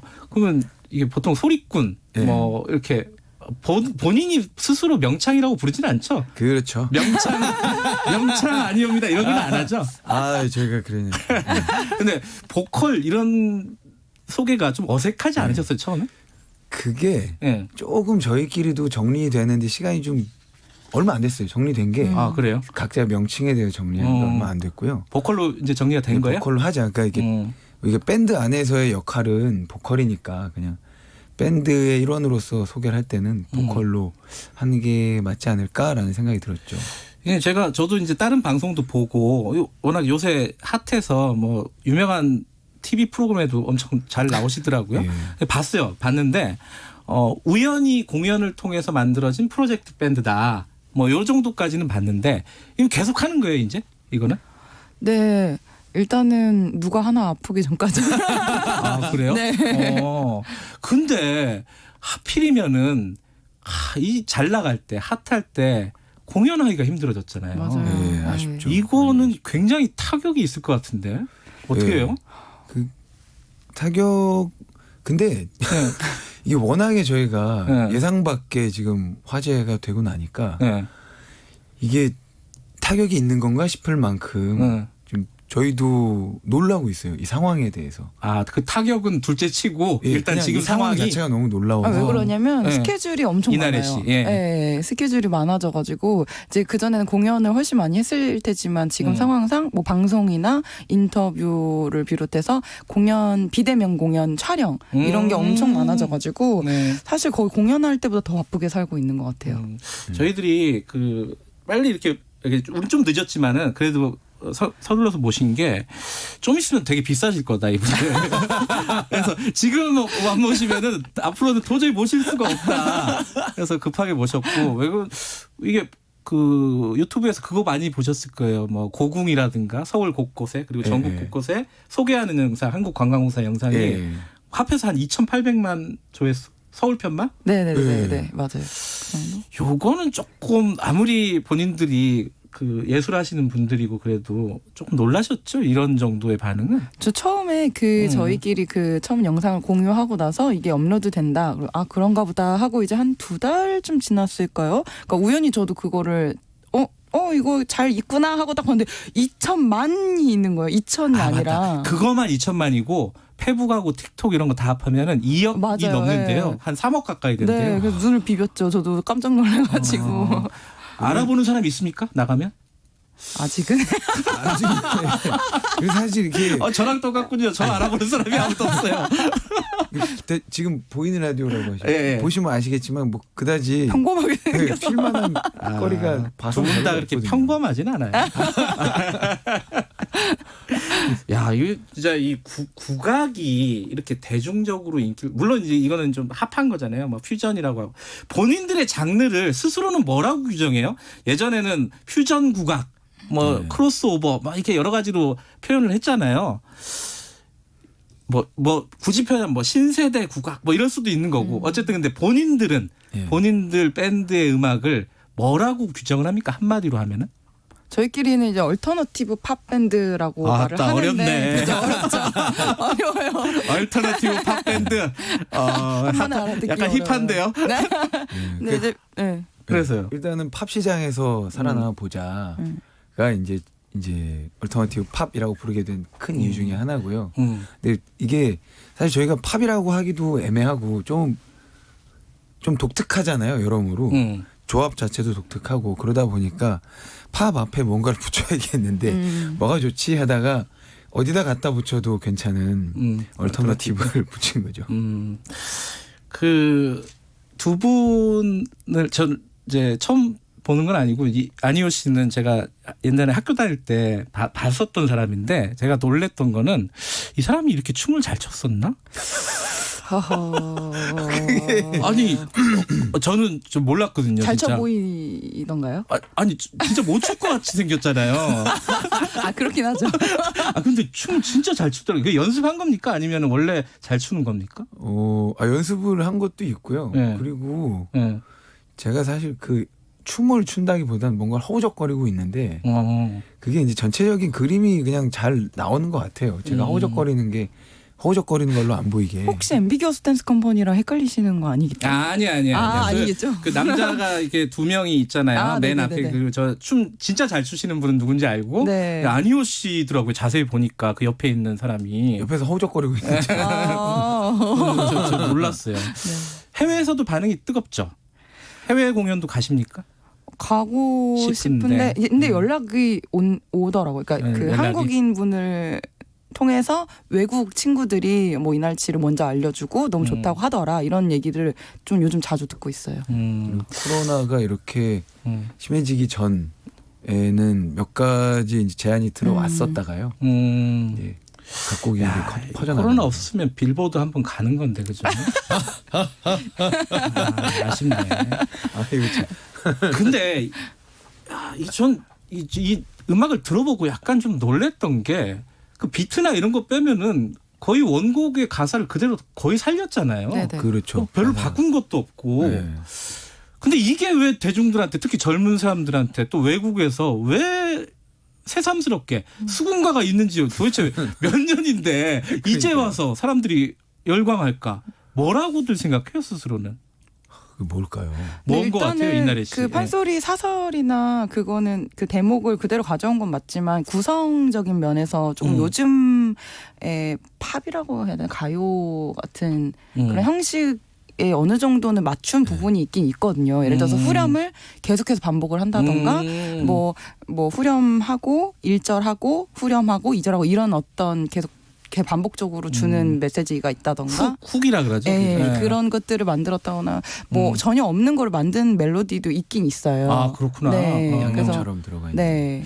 그러면 여기서 두 가지 질문이 있는데 하나는 수군가잖아요. 근데 우리나라 판소리가 뭐 춘향가도 있고 심청가도 있고 왜 수군가가 이렇게 터진 것 같아요? 대중들한테?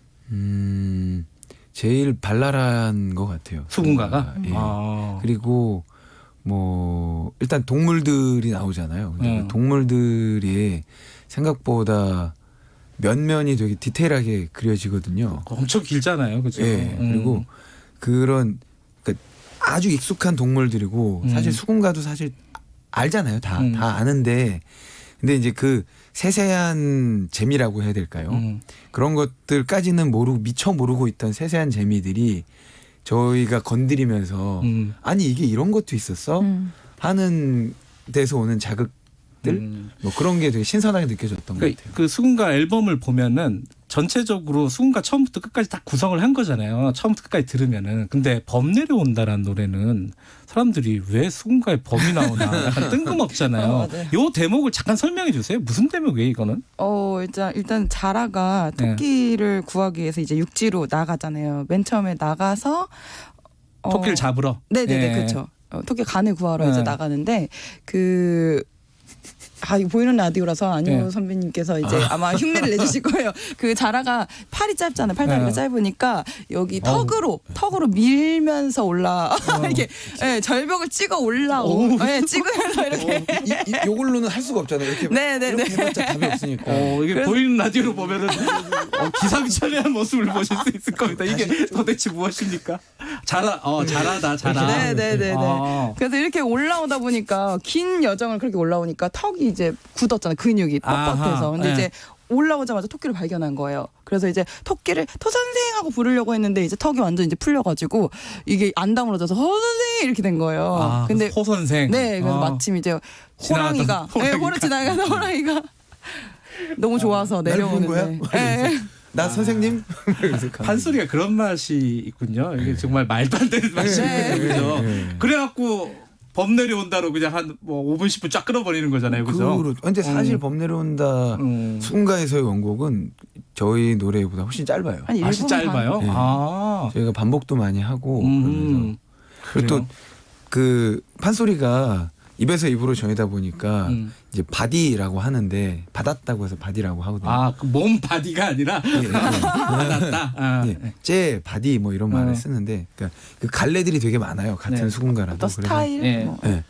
뭐 그래서 이제 예를 들면은 나래 씨랑 저랑 배운 이제 바디가 다르고 또 유진 씨가 배운 바디가 다르고 그 다름에 따른 맛이 또 있거든요. 그래서 그것들을 다른 것들을 조금 조합하고 섞고 하다 보니 원곡보다는 조금 길어졌죠. 근데 지금 그 보컬이라고 하는 분들이 여성 보컬이 3분이고 남성 보컬 1명이라고 예. 4명이잖아요. 네. 뒤에 이제 연주하시는 분 있고 따로 있지만은 근데 보컬 4명이 판소리는 원래 혼자 하는 거잖아요. 네. 독창이잖아요. 말하자면은. 근데 4명이 하긴 좀 어렵지 않을까? 음악을 잘 몰라서 그러는데 여쭤보는 거예요. 좀 어땠습니까? 그냥 갑자기 같이 합창하는 것도 사실은 어려워요. 왜냐하면 그 디테일한 그 기교나 숨쉬는 구멍이라고 다 하는데 다르다면서요. 바디도 다르고 뭐 다 쟤도 달라요. 다르고 네. 다 다른데 어떻게? 심지어 같은 선생님한테 배운 사람들끼리도 달라요. 어허. 그런데 이제 처음에는 그 합창 맞추는 것도 너무 어려웠고 네. 이제 근데 또 어떤 노래에 따라서 누구는 메인이고 누구는 코러스를 하는 경우도 있잖아요. 네. 근데 그렇게 되면은 늘 내가 솔로로 했을 때는 세게 뭐 돋보이게 이렇게 했으니까 코러스를 하는데도 마이크를 바짝 붙잡고 엄청 크게 하는 거예요.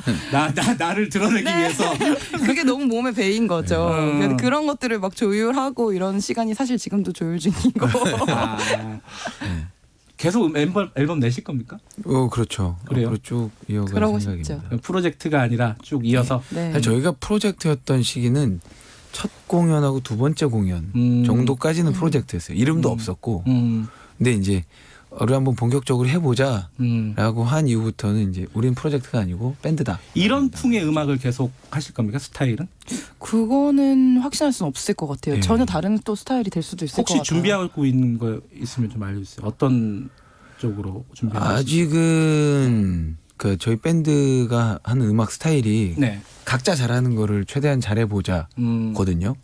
그러다 보니 아직은 이제 보컬들은 소리꾼들이고 네. 그럼 그래서 보컬은 소리를 하고 네. 다른 연주 파트들도 각자 잘하는 걸 최대한 잘하는 그러니까 뭐 판소리를 저희가 한다고 해서 거기에 뭐 맞춰준다고 뭐 애매하게 장단을 흉내낸다거나 그런 네. 게 아니라 각자 할 수 있는 거를 최대한 살려보는 쪽으로 가고 있는데 이제 지금 이후 뭐 좀 더 저희가 어떤 음악적인 색깔이 좀 만들어지고 나면 모르겠어요. 좀 새로운 시도도 좀 해보고 싶고 예. 안희열 씨한테 말하시니까 좀 길어지는구나. 홍대 클럽에서 판소리를 떼창하는 때를 꿈꾼다. 그런 시간을 꿈꾼다. 가능할 것 같습니까? 가능할 것 같아요. 왜냐면은 저 처음 한 몇 개월 전까지만 해도 뭐 그냥 우리만의 꿈이야 이렇게 생각했는데 실제로 댓글 같은 거 보면은 너무 코로나 때문에 많이 못 뵀잖아요. 실제로. 그러니까 관객분들이 준비를 하시는 거예요. 그날을 위해서 가사 외우고 계시고 네. 그래서 아마 가능하지 않을까. 저는 댓글에 영어로 번역한 가사를 올려주시는 분들도 계세요. 덕력을 또 누가 봐요. 와 깜짝깜짝 놀라죠. 시간이 거의 다 됐는데 두 분이 소리꾼이라는 걸 증명하기 위해서 한 대목 준비하신 게 있어요 혹시? 우리 30초만 딱 들려주면 야 국악의 매력은 이거다. 이게 하나. 아니요. 저희가 딱히 준비한 건 없고요. 네.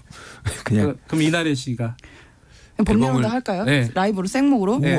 자 30초 마무리하면서 저는 마치겠습니다. 저는 박수라도 쳐주세요. 내일 7시 20분에 돌아옵니다. 자 15. 봄 내려온다 봄이 내려온다 송님 깊은 골로 한 짐승이 내려온다 너의 머리를 흔들며 향기 쭉 찢어지고 몸은 얼숭덜숭 꼬리는 잔뜩 한 발이 넘고 동계 같은 앞다리 전동 같은 뒷다리 왜 너는 안 해? 부끄러워서. 홍천에서 불이 나 한 다세대 주택에서 불이 나 시간당 80mm에 가까운 폭우가 쏟아지면서 산사태가 일어난 말사 한반도 전체를 뒤덮은 이것은 영화나 드라마가 아닙니다. 어느 날